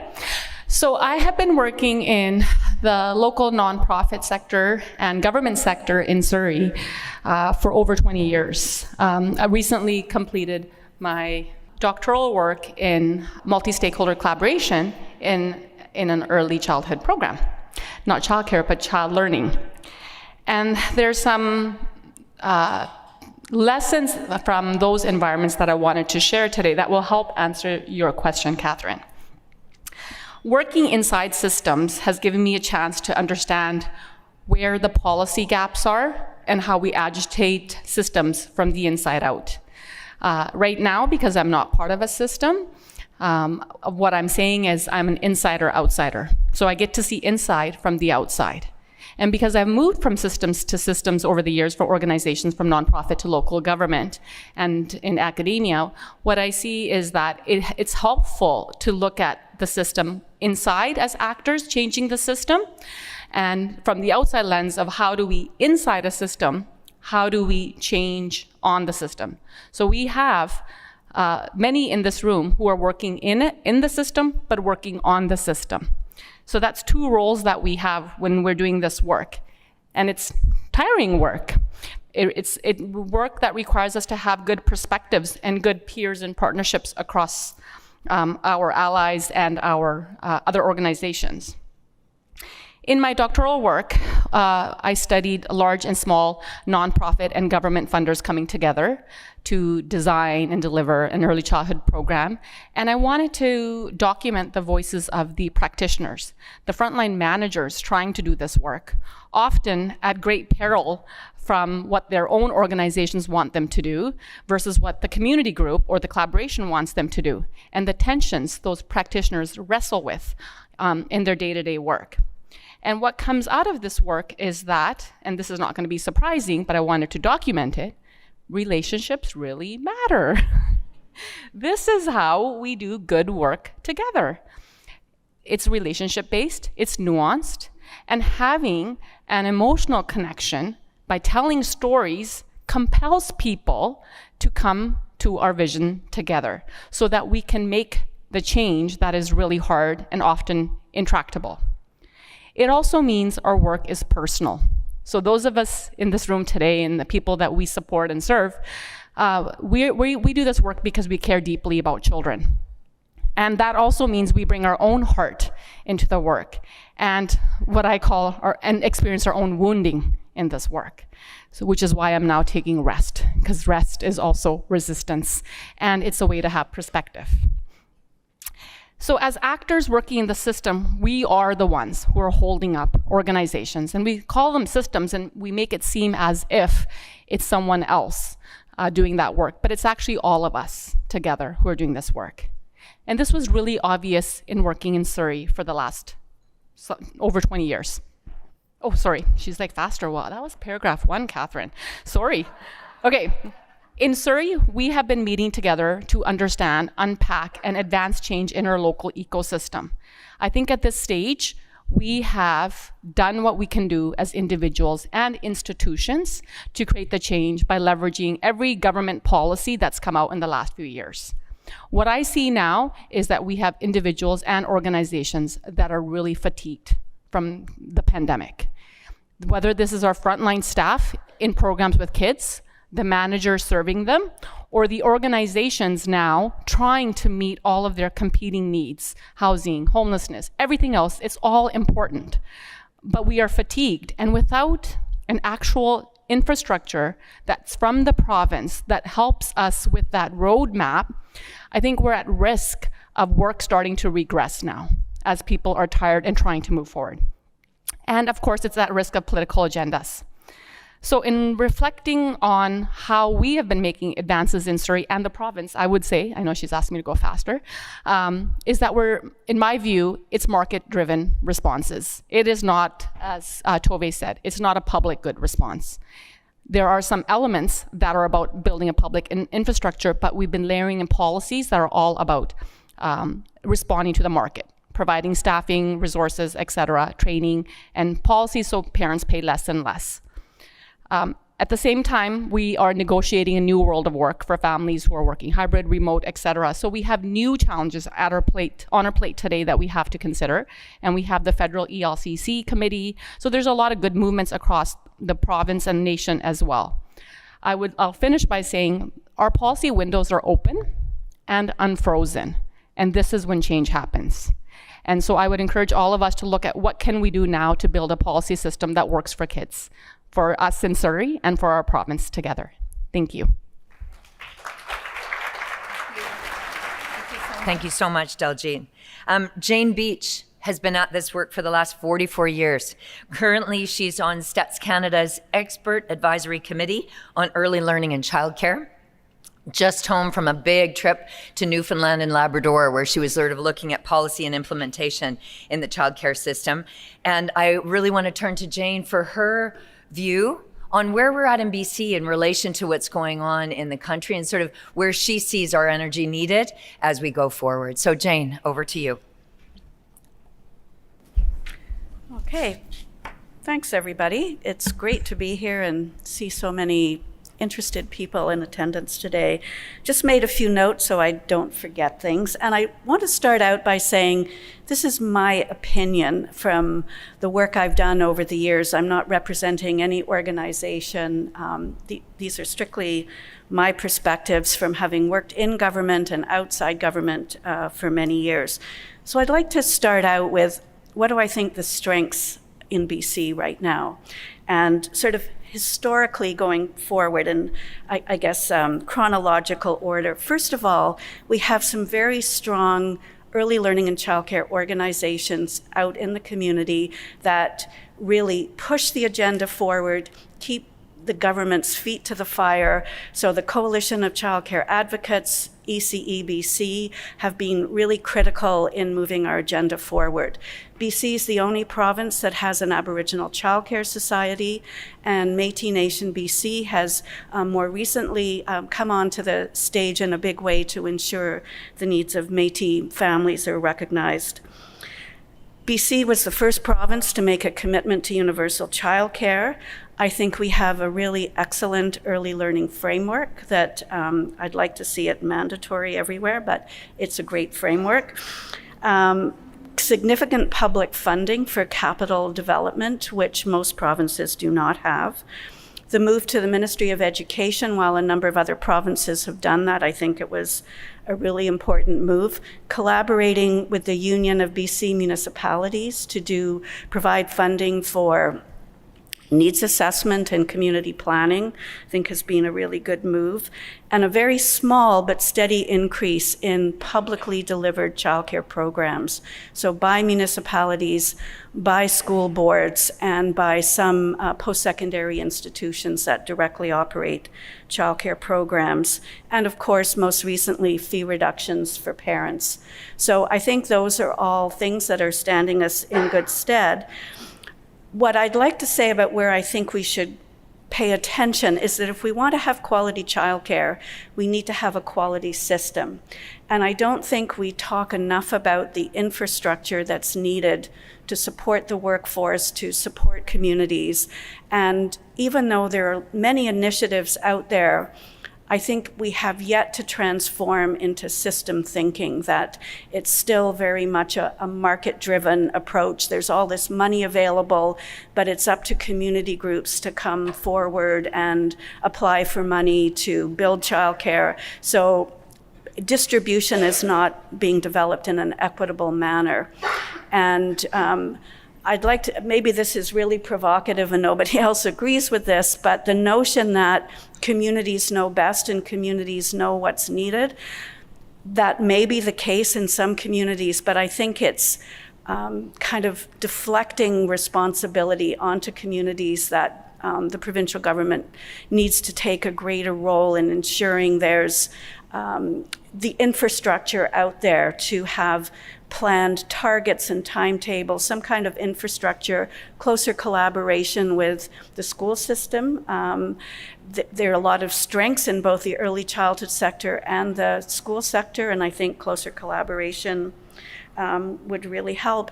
And really undertaking, yes, there's a 10-year plan, but really words are important. And it wasn't actually until I went to Norway and saw, like, we use some of the same language, but the interpretation and how it plays out in the ground is completely different.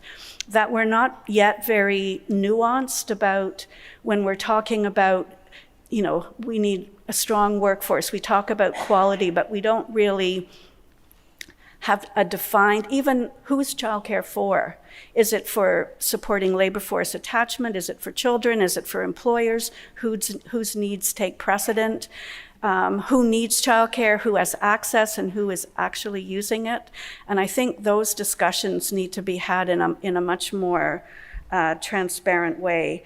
And we need a really good expansion strategy that includes a workforce strategy and a long-term plan for enhancing the requirements for staff so that we have a more qualified and robust staff there that are essential to quality. And I can see Catherine looking a little anxious here that I'll be quiet, so I'll stop there. Thanks, Catherine. Thank you, Jane.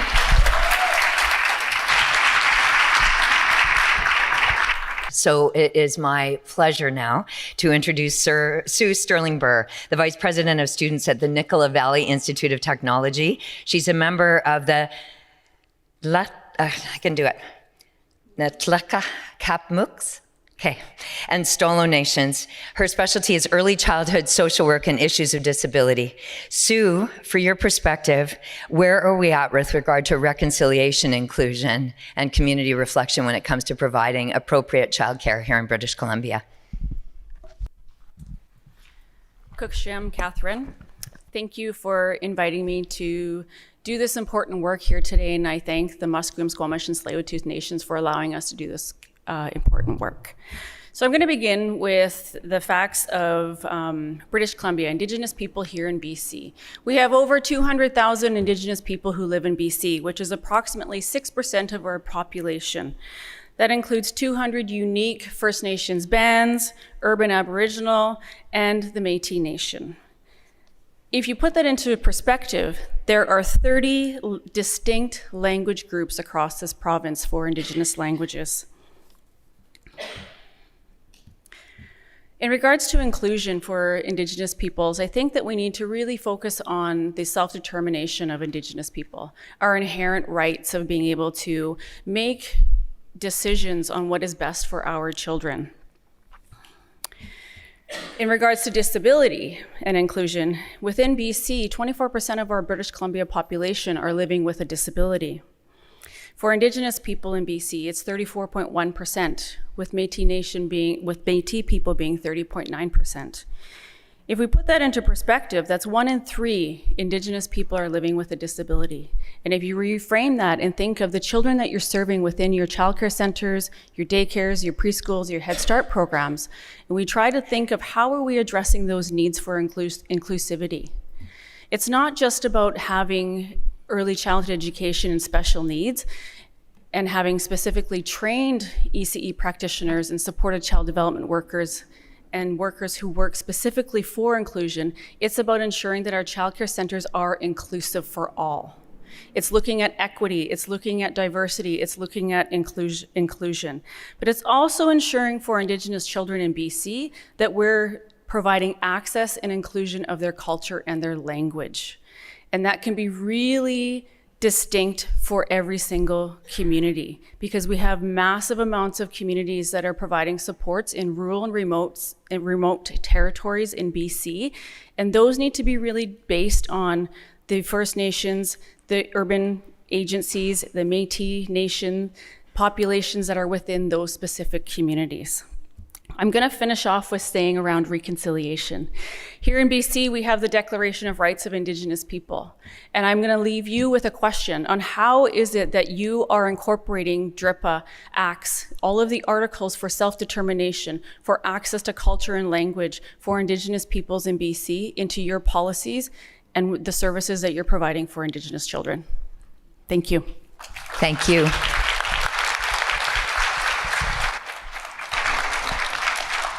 And that'll be a great question for us to carry forward into our conversations this afternoon as well, because it really does underpin, and BC was the first signatory in Canada to sign up for UNDRIP, and how that looks when it comes to policy and making decisions right across the board, not just with regard to children and childcare, but in other sectors of society as well. Thank you for the reminder, Sue. Sharon Gregson, that's a name that a lot of you who have been following childcare in British Columbia will know right off the bat. Sharon was the lead on the $10 a day childcare campaign. She's with the Coalition of Childcare Advocates in British Columbia. Lots of change, lots of praise for the $10 getting started. Where are we at from your perspective? Thanks very much, Catherine. It's a pleasure to be here today. And I would be remiss if I didn't say pretty fancy booklets. And I'm really curious to know what the logos are all about. So where are we at in BC? Well, it depends on who you ask. There are many stories and many examples to highlight. But if you're a parent, and you probably all know somebody who's enrolled in a 10-a-day site, you are ecstatic. Affordable childcare is life-changing for your family amidst high housing costs and inflation, and yet you feel a little bit guilty because all your friends tell you that you've won the lottery. If you are the city of Fernie, you are thrilled with your new partnership with BC Housing and the province to build new modular childcare with ECE housing on the second floor for early childhood educators to live in. If you're a parent with your fees reduced from $2,000 a month to $1,100 a month, you are happy and wondering when you'll get to 10 a day. If you're a parent using unlicensed care for your toddler, or if you're waiting for a supported child development worker, or you're waiting for a space in an Indigenous-led program, you're a bit worried about the quality of care in unlicensed situations that your family is accessing. And you're wondering what's happened to the promise of licensed childcare spaces.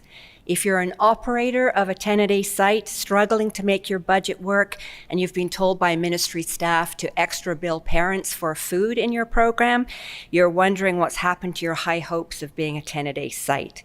If you're a college-educated ECE, and today both your colleagues have called in sick because they're burnt out, and you're left working with 2 unqualified staff, and you don't take any breaks because you don't want kids to be left with people that they don't know, you're really tired, you're happy about your $4 wage enhancement, and you have to rush off to your second job at HomeSense tonight.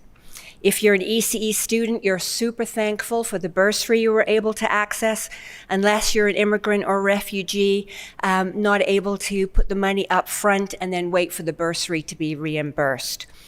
If you're a First Nations woman waiting to do your ECE in Northern BC and you need a laptop because it's distance ed and you don't have the money for a laptop, you're wondering how that's going to work for you. Almost finished.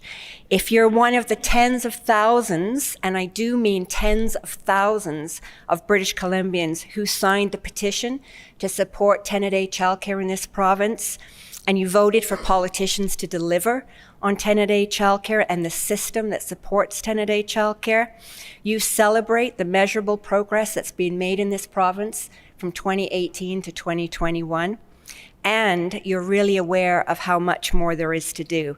And you're hoping the Premier won't forget childcare, along with all the very important priorities facing his government. And that includes commitments to Indigenous rights and reconciliation. You're super aware there's an election a year from now. So the priorities are a starting fair, publicly funded wage grid of at least $30 to $40 an hour. And you can sign the petition to support that at 10aday.ca. Expanding 10-a-day sites with new spaces, including modular that the City of Vancouver just voted for on October 4th, and mandating school districts to deliver school-age childcare. Thank you.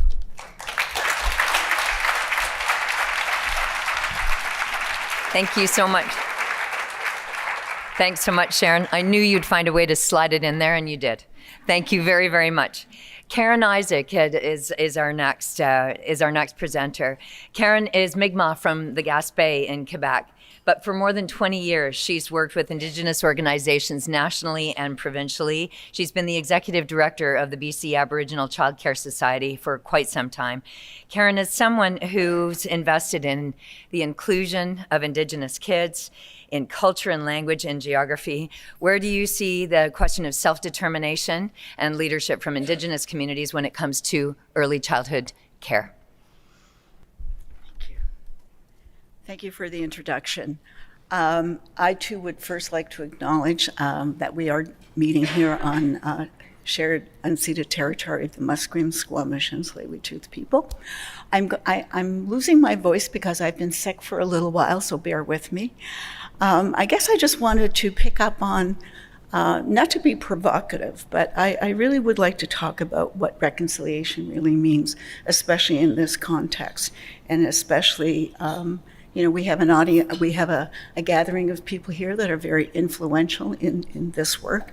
And so I like to share a few thoughts with you today. Reconciliation and the creation of an anti-racist, equitable childcare system requires acknowledging and understanding the rights of First Nations to be self-determining. The phrase self-determination is used a lot, especially since both the provincial and federal governments legislated their commitments to the UN Declaration on the Rights of Indigenous People. But do we in this room all hold a clear and shared understanding of this? I suspect not. Not yet. To get there, we need to acknowledge that we aren't clear in understanding this right of self-determination. And second, that this has to change if we are to meet the legislative obligations and the ethical commitments made in early learning and childcare. While there are steps each individual in this room can take, there is a broader, more systemic need at play. Political leaders and policymakers need to set a tone with a full understanding of self-determination and how it is applied in the course of their public service. The same goes for the advocates who are working to influence public policy discourse. Your work also needs to model this understanding. Anyone focused on building this system needs to ask how their work reflects a robust understanding of rights and reconciliation, and how it reflects rather than perpetuates the colonial structures and processes that have created racist and inequitable systems. I think some of the language even that we use today in this context, we hear a lot about Indigenous-led self-determination, but these aren't interchangeable terms. They do not have the same meaning. Self-determination includes governance, decision-making, and accountability. It is not merely a perspective or an opinion being sought.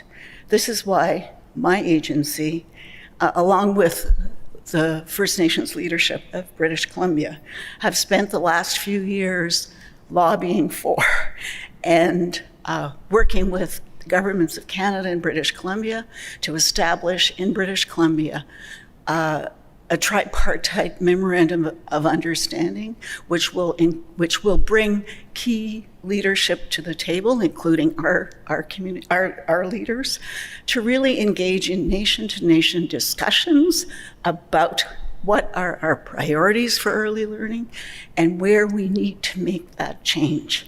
I think it's going to be a process where we all need to learn to be with each other, to be in relationship with each other. So on that note, I would like to say that I have hope. I have to have hope, and I really see this as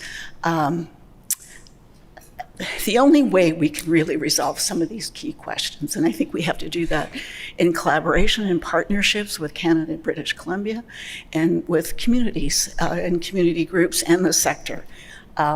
But I also would like to acknowledge the sector itself. We have some key leaders here that have been so supportive of the work of BC Acts and just the whole drive for self-determination. So thank you.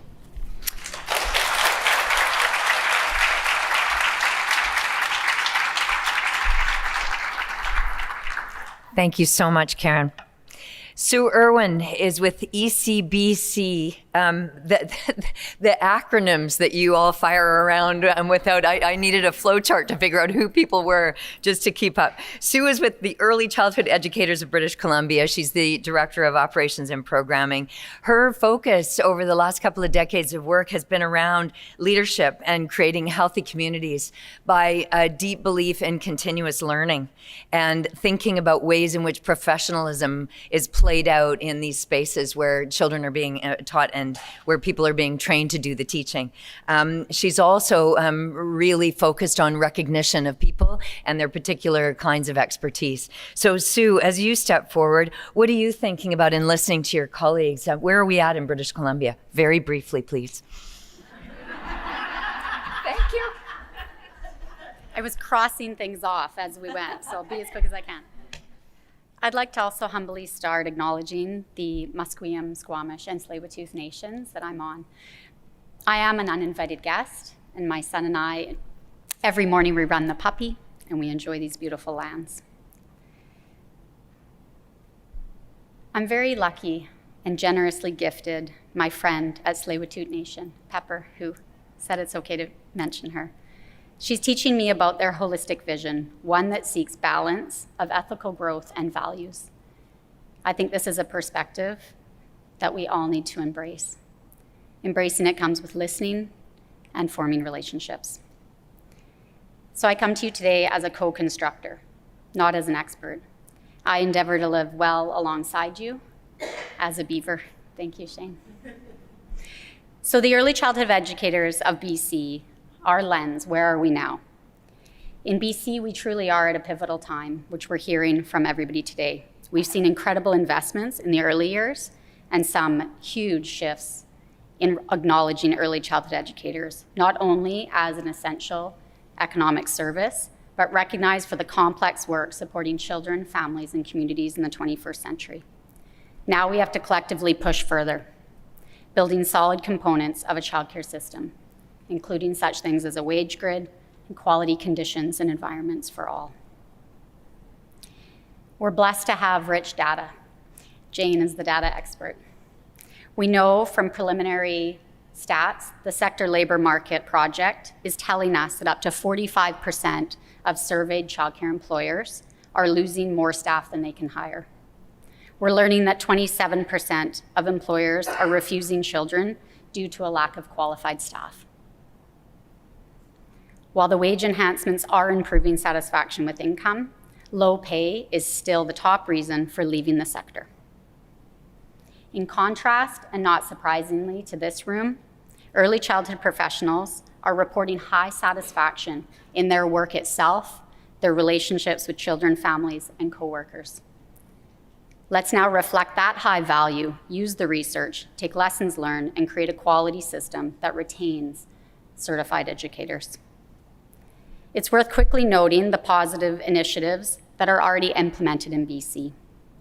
After years of investments, the BC government has committed to the Education Fund, commonly known as bursaries, administered through ECBC. While there's still continuous improvement to access and funding timing, we can say that over 60,000 ECE courses from students have been supported and funded in the last 5 years, and over 10,000 students, multiple times in multiple semesters, have been financially supported. Bursaries are making a difference to education of ECE and upgrading. We can also say the peer mentoring program in BC is receiving international attention and has grown from 12 communities to 32 communities. We know from educators, they're telling us, quote, "It's made a difference between staying in the field and leaving the field." These stories are vital for us to learn what is working and what is not. Peer mentoring is working. ECBC commits to our obligations. We're listening and we're learning, and from our members and partners, educators in the field, and friends. While taking time to learn about successes, we must also highlight that the sector continues to bear the onus of current fragmentation. It's time to stop thinking about the early years in pieces and initiatives. Rather, it's time for leaders to bring these pieces together into a woven system with clear timelines and targets, and that honors social responsibility and human rights. Look how much I crossed off. I'm almost done. Thank you. Catherine said I looked taller on Zoom, so that's how my day started. And my son dripped water on my notes. So I come to you very authentic today. ECBC envisions a co-created future that values early childhood education and pushes to ensure ethics and human rights are at the forefront of an inclusive childcare system. Let's collectively support and advocate for a comprehensive system that honors children, families, and educators. I'm surrounded today with many perspectives, and I feel honored to be amongst you. I'd like to acknowledge, and our members are pushing us to learn and dig deeper. I am in front of you today as a white woman, and I acknowledge the privilege that I am afforded and the inherited racism that I carry. I commit to working and doing better. I'd like to end with a reflection from ECBC's latest position paper. When early childhood education is understood and operated as only a commodity to be purchased by consumers in a competitive market, ECE is reduced to an economic transaction without consideration of educational values and purpose. However, we know here today that early childhood educators and education are not limited by these narratives or images.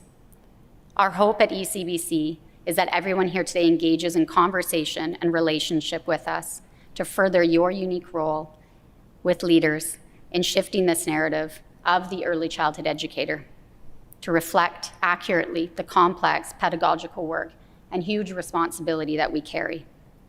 Moving forward with a common understanding, thank you, Tove, an open heart and mind, I say thank you.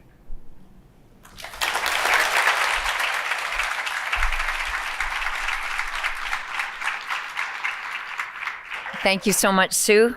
Charlene Waddell is up next. She's the Executive Director of Education and Early Learning with the Métis Nation of British Columbia.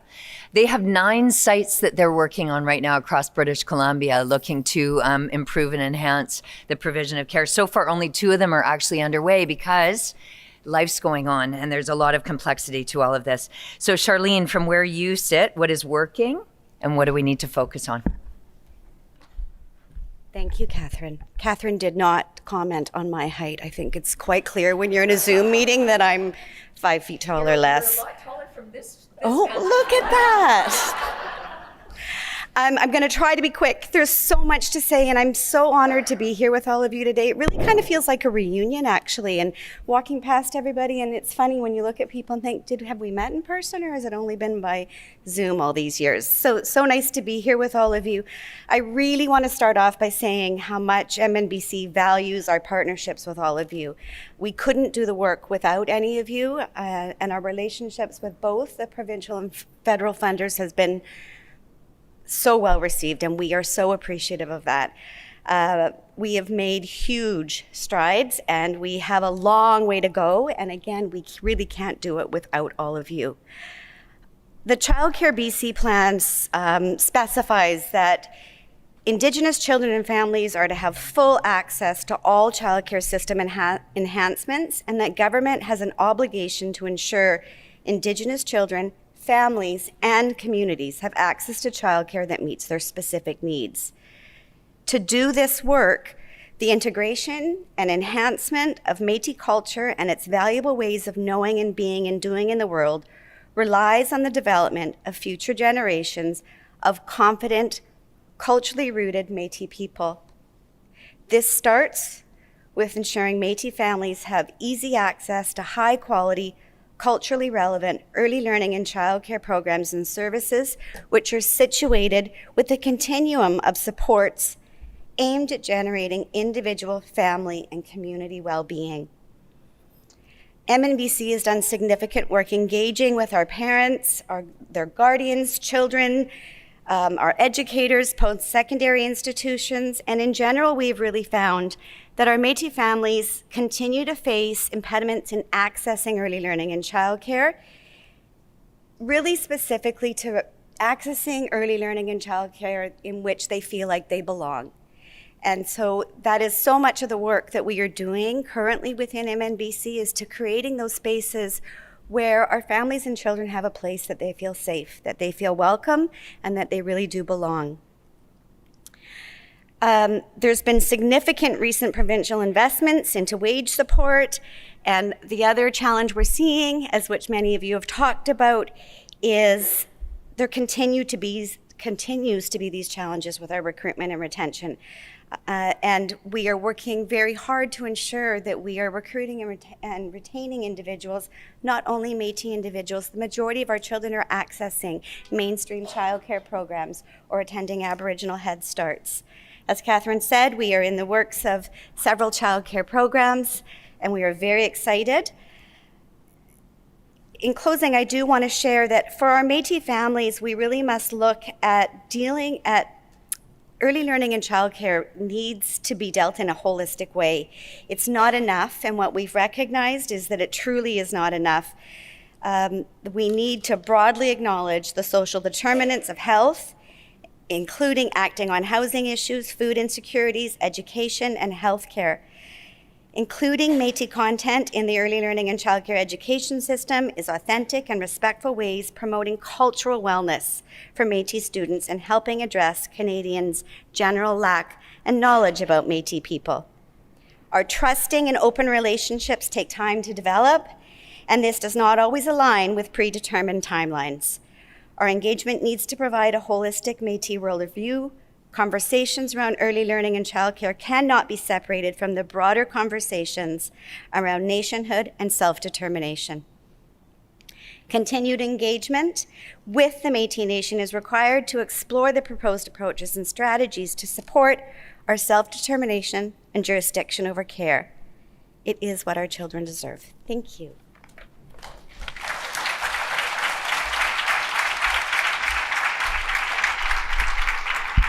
Thanks so much. Thank you, Charlene. Last word in this section. So I'm watching the clock, and we had promised that we would be able to take people's questions. So I'm thinking that after we hear from our last speaker, maybe we'll do sort of a popcorn round and grab a bunch of questions that we can then sort of seed the discussion that's going to happen in each of the 4 workshops this afternoon with. So I will sort of think about how we're going to do that while we listen to Don Giesbrecht. Don is the chair of the federal government's National Advisory on Childcare, and he's been strategically placed in this spot. After 32 years of being part of these kinds of conversations, I've asked him to sort of give us a bit of a circular view of kind of where we're at. These conversations have gone around and around over time. And just in hearing what you've heard your colleagues talk about, Don, where do you think we need to focus our energies in 3 minutes or less? Thank you. Well, there goes my PowerPoint. So thank you so much for the invite, and I too recognize that I am a visitor on these traditional and unceded lands. And, look, we are, and I'm going to just probably reiterate what mostly everybody's already said here. We're all going through change. We are going through the most profound change that this sector has ever gone through in its history. But I forget who said it, but the policy window is open. Right? Those policy windows are open, those funding windows are open. And it is our job collectively as advocates and as people who are invested in the early years and building quality systems to keep pushing those conversations. So I think, just specific to BC, I mean, it's easy for me to sort of take a look at it from a different lens because I'm not here working in it as you all are day in and day out. Well, I guess with the exception of Tovik. There has been progress made, right? But you understand just how hard system building is because we are unraveling decades of one-off decisions that have led us to where we are today. And I look at a couple of really interesting, in my mind, examples, right? You see other jurisdictions and there's a few that have already shifted to full 10 a day, already. Why? Why is that? Political leadership, no doubt. Electability in certain situations, no doubt. But in some of those jurisdictions that have moved to 10 a day, they already perhaps had some of that architecture that was in place to help support that, right? They had better public funding.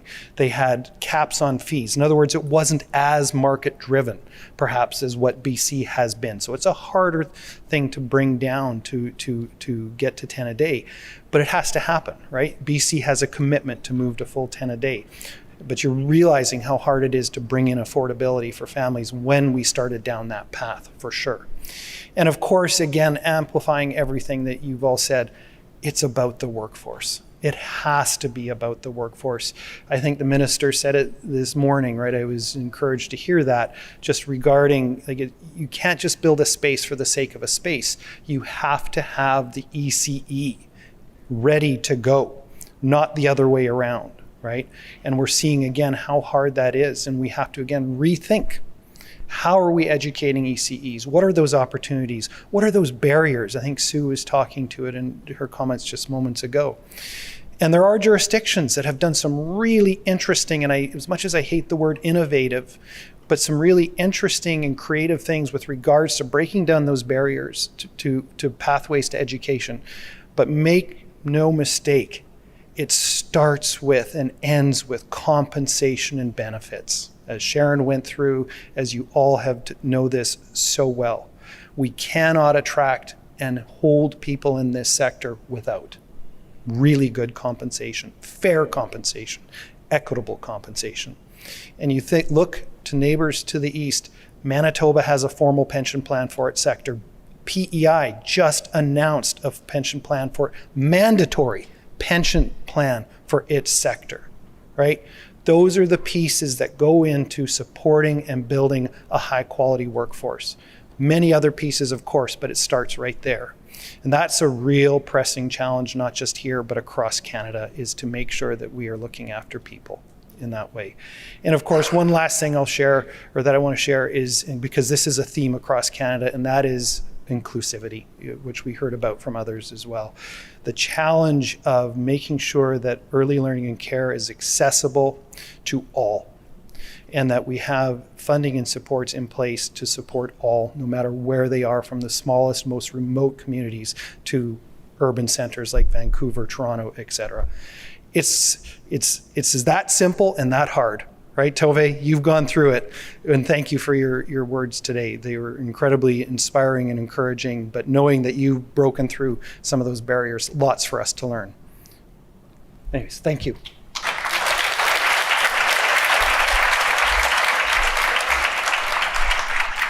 Thank you so much, Don. I think, Tove, in your comments earlier when you talked about flexibility, and inclusivity is one of those things that has to expand and contract to meet the moment in whatever way we're thinking about it. So thank you to our 8 speakers, and to Tove this morning, and to the minister for getting us started in a really good way. Thank you.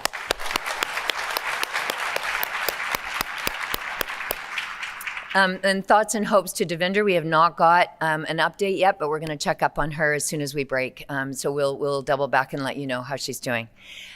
Questions? What do people want us to put on the floor? I was approached by someone earlier who does a bunch of development work across the province, and he said, "Is this a room for me to ask the question?" And I said, "Darn straight." So where are you? There you are. Thank you. We'll try to get a mic to you right away. Please pose your question, and we'll capture it here, and we'll carry on with it.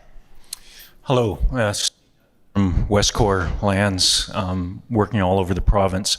I listened to Tove and the municipal interactions that they have in Norway. And if anybody's worked with municipalities in this province or school boards in this province, they're all doing their job, but they don't see it early childcare education or daycare or anything to do with that as their job.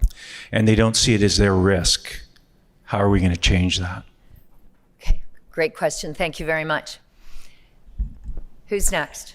I know people have questions. Let's capture them. Comments too, please. So I noticed during Topher's the presentation that the minority people were not represented as high in childcare, and they talked about that it possibly could be because of the language barrier and financial situations.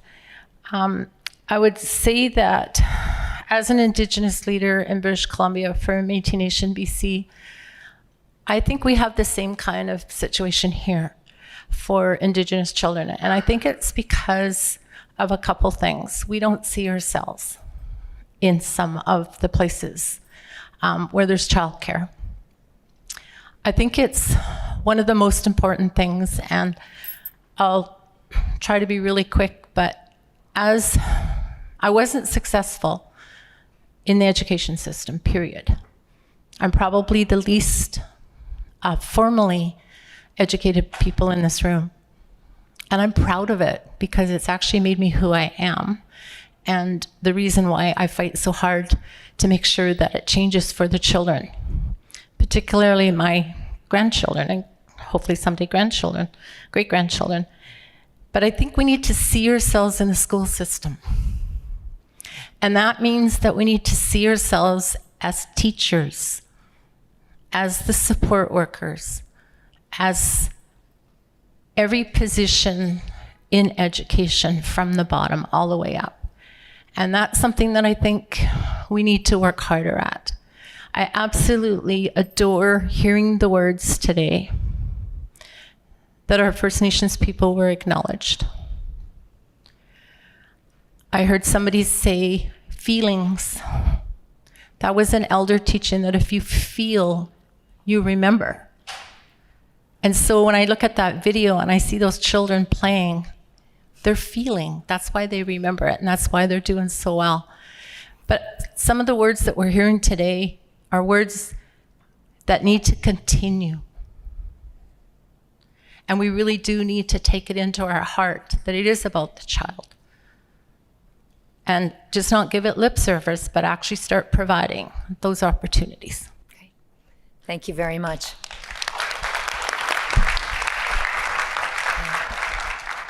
Next question or comment right up here in the blue. Thanks. Curtin Bevelander, BC Aboriginal Child Care Society. I think about this sort of joining of education system with early learning and childcare. And I'm really, for so long as an early childhood educator, the last 30 years as working with children and families, we really are looked down on as other than. We're not recognized for our experience and for our wisdom and our true knowledge of marrying education and care, the actual care. And when I think about the work I get to do with Indigenous communities and families and the history in Canada, I am excited about the future, but I'm extremely nervous. The education system is extremely colonial system, and we know that there's hundreds and hundreds of years of harm that's been done in Canada to our Indigenous peoples. And what are we doing and what are we thinking about doing?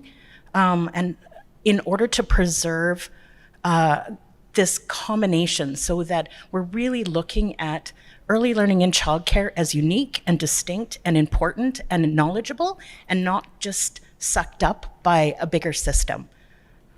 Okay, thank you so much. An important point that we heard from people touching on. Thank you. Okay. Other questions, comments in the room that people want to, we've got a couple. So I'll go with 3 more and then we're going to break for lunch. So over here, please. Okay. Listening to the speakers this morning, it's really hard for me to listen and not write things that are not positive towards Indigenous. So pardon me while I try find my words here. So this morning, it felt like there's a differentiation between childcare and education, where when I was growing up, everything is education. I was talking to my friend here, and I said, you know, when I was growing up, my parents said we'd ask them a question, and they would ask us a question back. So they were teaching us how to find the solutions by ourselves. And so nowadays, it just seems like everybody's giving us the answers. Everybody's giving our kids the answers, and that's being transferred over to the early childhood, and it shouldn't be. Our kids should be finding their own answers. One of the best lessons I had was in grade 3. I'm 60 now. I was in grade 3, so I think that's 8. But was a teacher, his question was, what falls first? Then sent us outside. What falls first?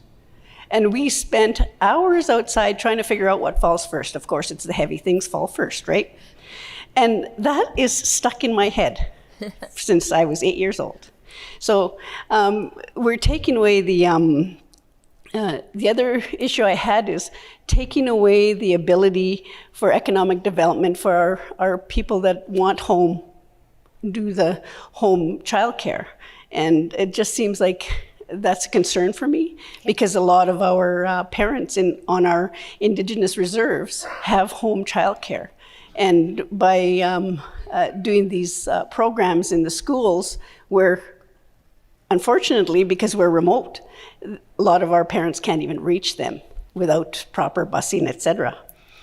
The other thing is people talk about learning in buildings. They always talk about we have to build a building. No, we don't. We can have a building that is safe, warm, to warm up or to cool down or to have a nap. The rest of it can be outside. It can be all outdoors. Okay. And that's where people can learn a lot. You learn where you live and what you're doing. Again, talking to my fellow person here, she's talking about, it's hard to try and put a childcare center into a mine situation. But that's where the parents live. Yeah. That's where they learn. This is what the kids should be learning. This is their life. So why aren't we not thinking of working within all of our sectors in the province to do this? And working with the First Nations to provide this service there, instead of taking them away from their communities.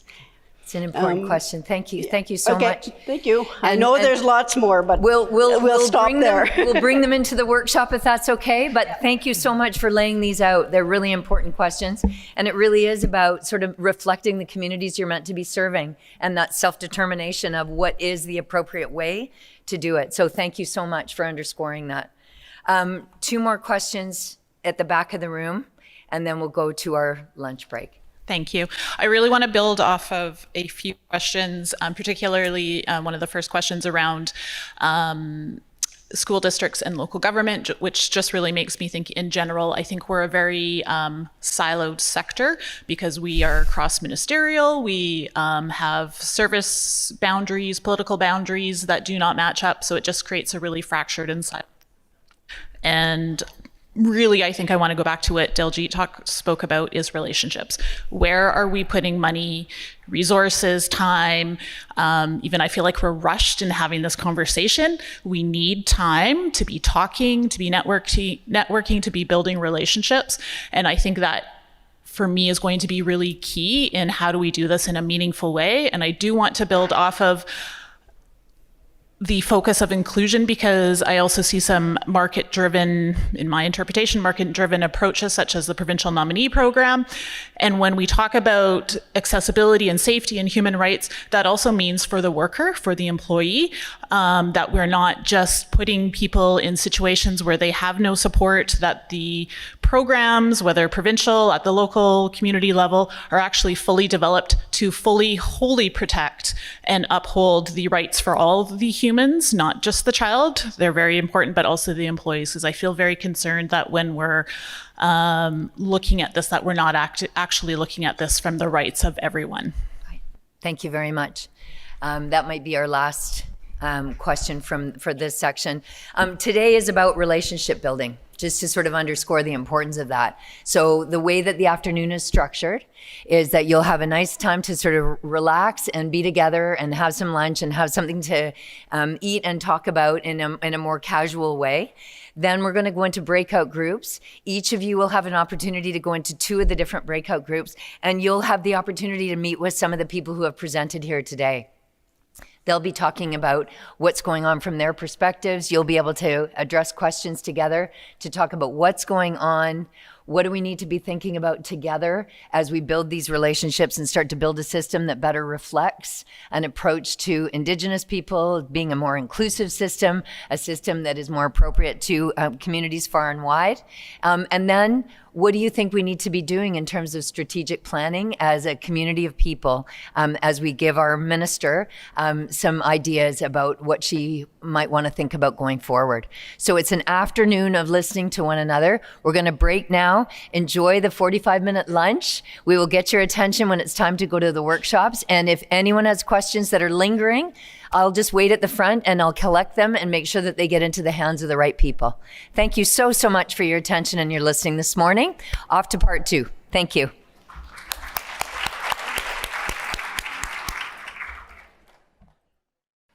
Okay.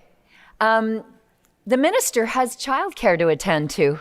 So we're going to say goodbye to her in just a couple of minutes. So I would like everyone's attention so that Grace can wrap the day for us and just share a couple of her own personal reflections. And then we're going to carry on and have a reflective dialogue with Tova and her ideas, and allow for people who want to make comments or drop a question over the last half hour that we have together. So I want to thank you all very, very much for doing what we asked of you this morning. We know we asked a lot to take all of your experience and sit with it and make sure to create space for other people to speak and share. And you've all just done that in such a profoundly beautiful way. So thank you very, very much. And I'm now going to introduce the Minister of State for Childcare, Grace Lohr.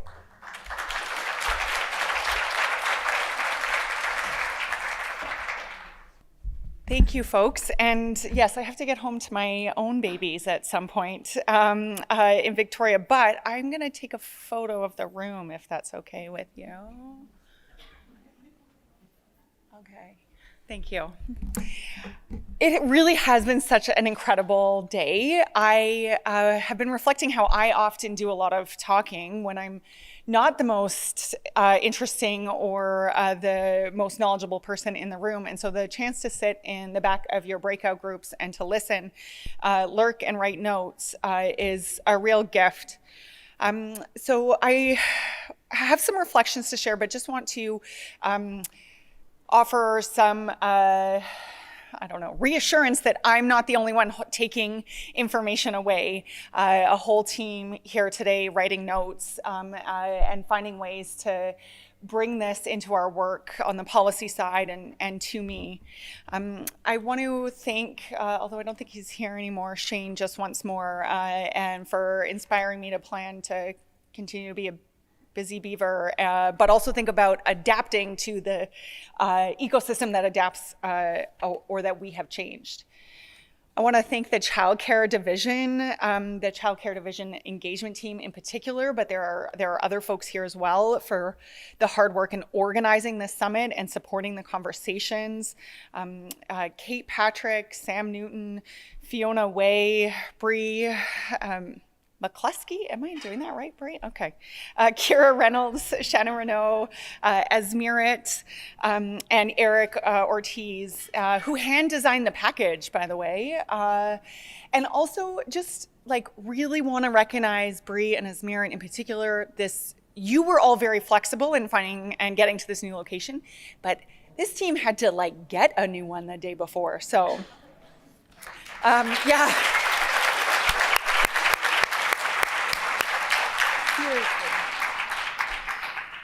As you head home, I really encourage you to take what you heard and learned back to your communities and to continue this dialogue.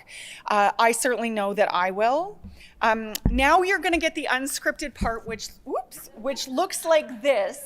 So forgive me for what might be a little bit disjointed, but I can't think in advance of what I want to reflect back on what I heard today.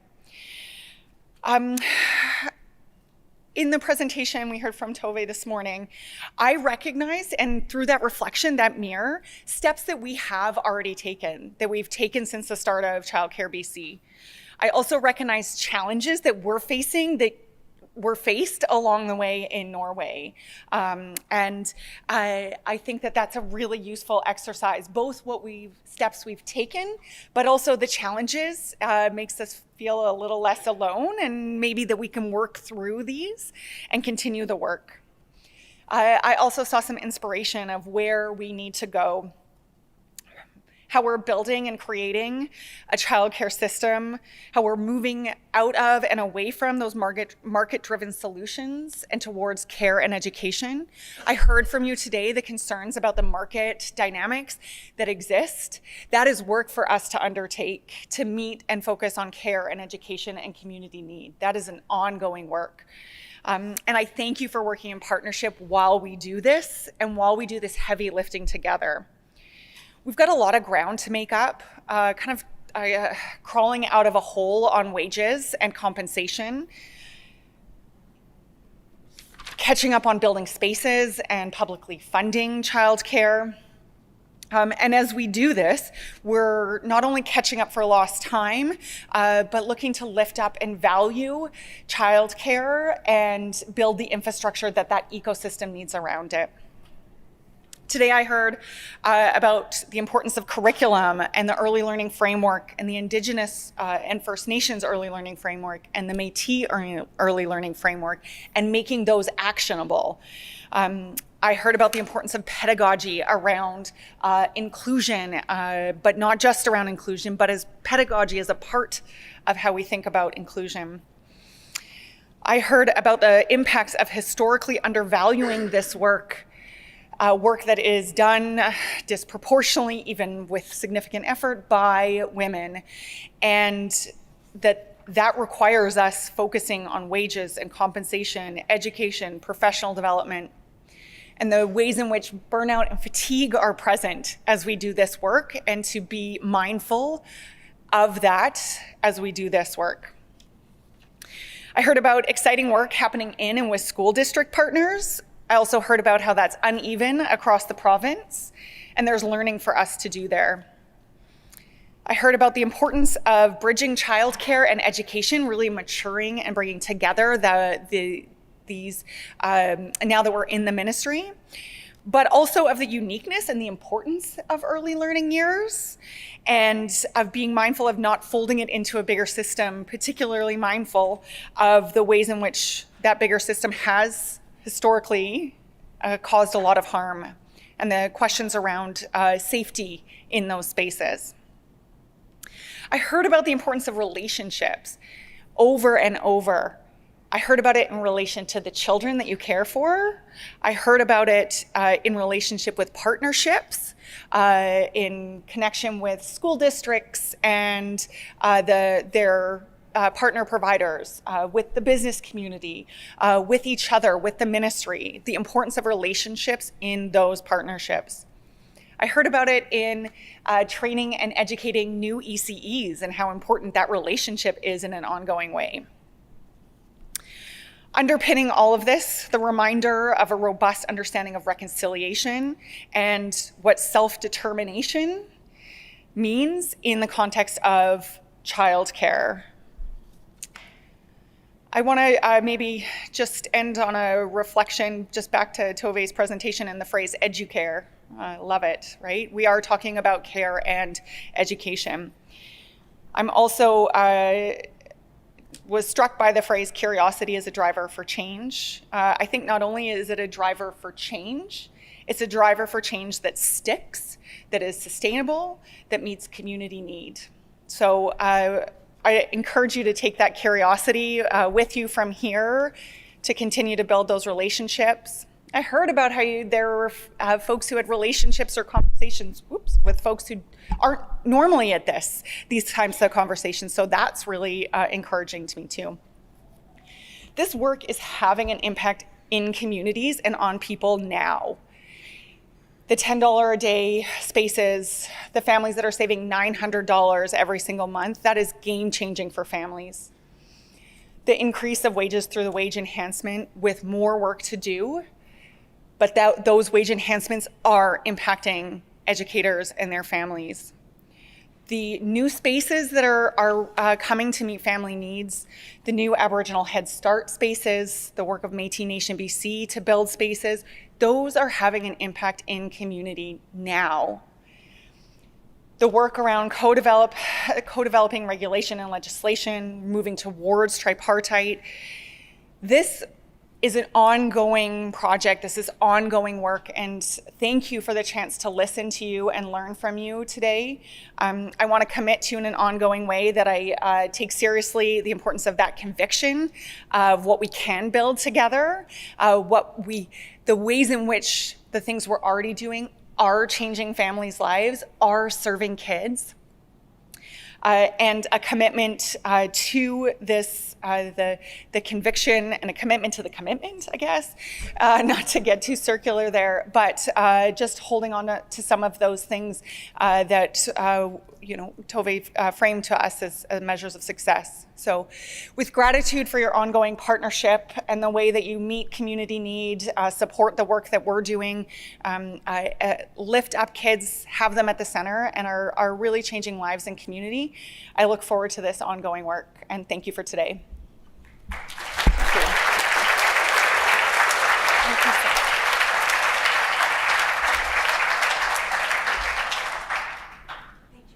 Thank you so much, Minister Lohr.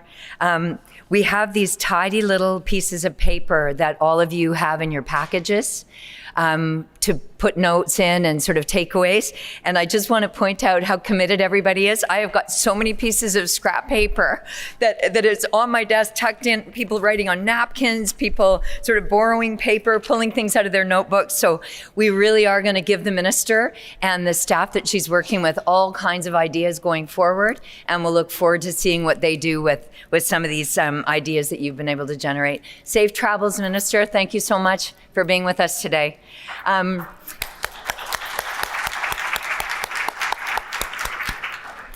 I'd like to give our last word to our keynote speaker who traveled around the world to be with us today. These are some of the key themes that came out of the workshops. The minister touched on a number of them. There's a lot of note-taking that's happened so far today, so these really are top-shelf themes. But we'll be able to pull a bunch more knowledge and information out of these notes and reference points that people have shared. But we thought it would be helpful just to have them up on the board as Tove steps forward and gives us her final reflections on today. So, how do I know what I mean until I hear what I say? Having the final reflections, and thank you for giving me the task, is a bit daunting because the discussions have been so rich. And I have made notes as well. I only have a few pages left in this book. Thank you for inviting me to come here and to be part of your journey, because that is one of the notes I've taken. You are on a journey, and you're at a point of time, someone said, that you're at the point of time where you're 5 years into that journey. And that journey is going to last for much, much longer. So that might be the second word that I want to say. It's about time. It has been discussed in some of the groups and in some of it's come up in some of the conversations today about timing and allowing timing to work. And that work includes using the others as a point of reflection.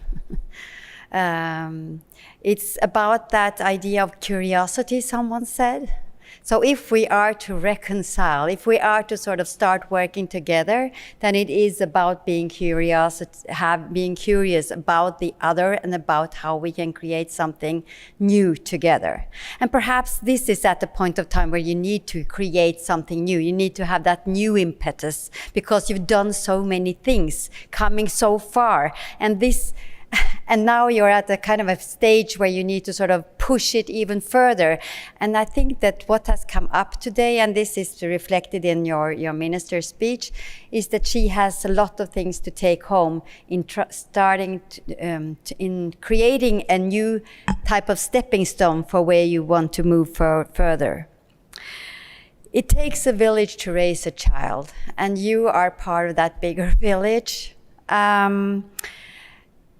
When we started this morning, it was about a word that I've been coming back to again and again today. It's about geography.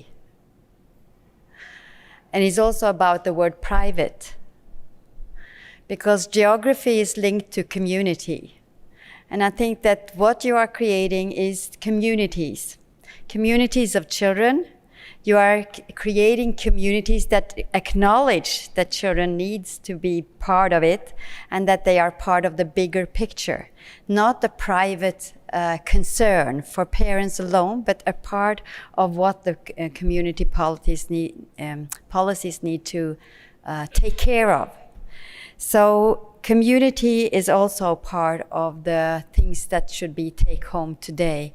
How can you use your communities and develop the structure around it so that they can support the child care centers that are there? I was also thinking about, I was in all the 4 groups, and in every group, the importance of having competence among staff came up. That's the key. And that competence is not about knowing stuff. It's about understanding stuff. And that getting to that level of understanding, that's also the work of the village, I guess. It's not just about input or about curriculum, how it is described. It's about having a vision for where you want to go and what you want to deliver on behalf of the children. So I think there's something there, and you need to explore it further because you have so much good things going on. So that, I think, is part of the richness you need to use more energy on and also celebrate, because you have a lot of good things going on there. So the last part I want to comment on is the word of inclusion. So someone said, can we have a definition of inclusion? Is that sort of the fellowship being welcoming? Or is it the fellowship just allowing? And perhaps inclusion, true inclusion, is really where that fellowship is self-evident. You are part of that fellowship.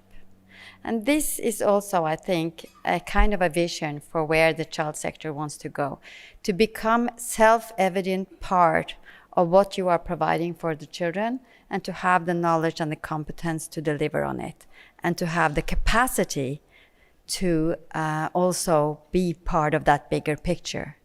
And building that capacity, and this is where I'm hopefully landing in a good way, is really what this ecosystem is about.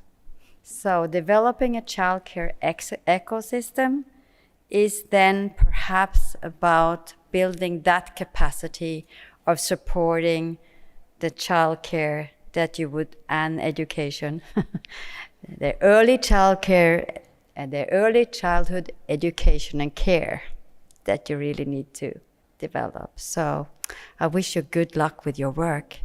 It's been fascinating following it, and hopefully, and I guess since I have friends in the in the room, I will be following it further as well and seeing the journey that you are on. So thank you so much for including me in the conversations today.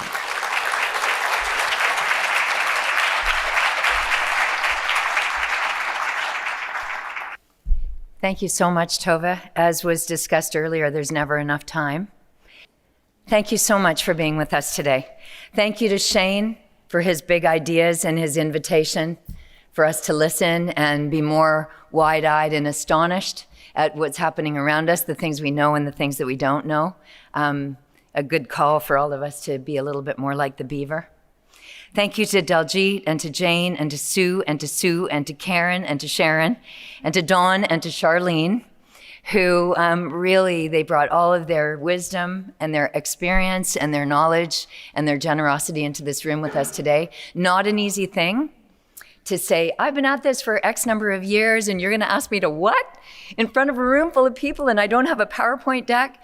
Thank you all for generously walking into the unknown and showing us the way.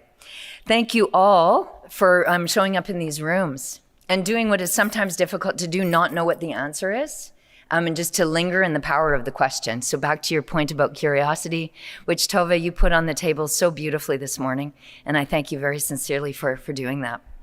I want to thank this incredible team of people behind the scenes, not just people who are able to magically make a hotel appear, not to mention food and rooms and spaces and everything else, but these people have been working on this day for weeks, months actually, and they have just been a gift to work with. I am so grateful. I'm not going to name everybody because we'd be here for a while, but Kira and Brianne and Sam, I cannot thank you enough for this opportunity. I'd like to acknowledge the hotel staff.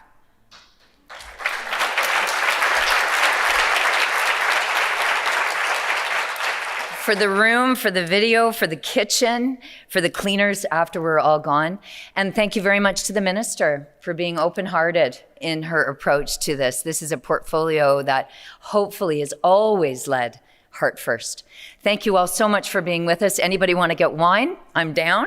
It's been really an honor to watch you all at work. And I've had the privilege of seeing so many of you over the years working in British Columbia, knowing a lot of names by reputation and on portfolios and in news stories. And I thank you so much for the work that you do for the children in this province. Thanks for today and best travels getting home. We haven't heard yet back from Devinder. I promised I would give you an update. Fingers are crossed. We'll get a note out to you so you know what's going on. Thank you very, very much.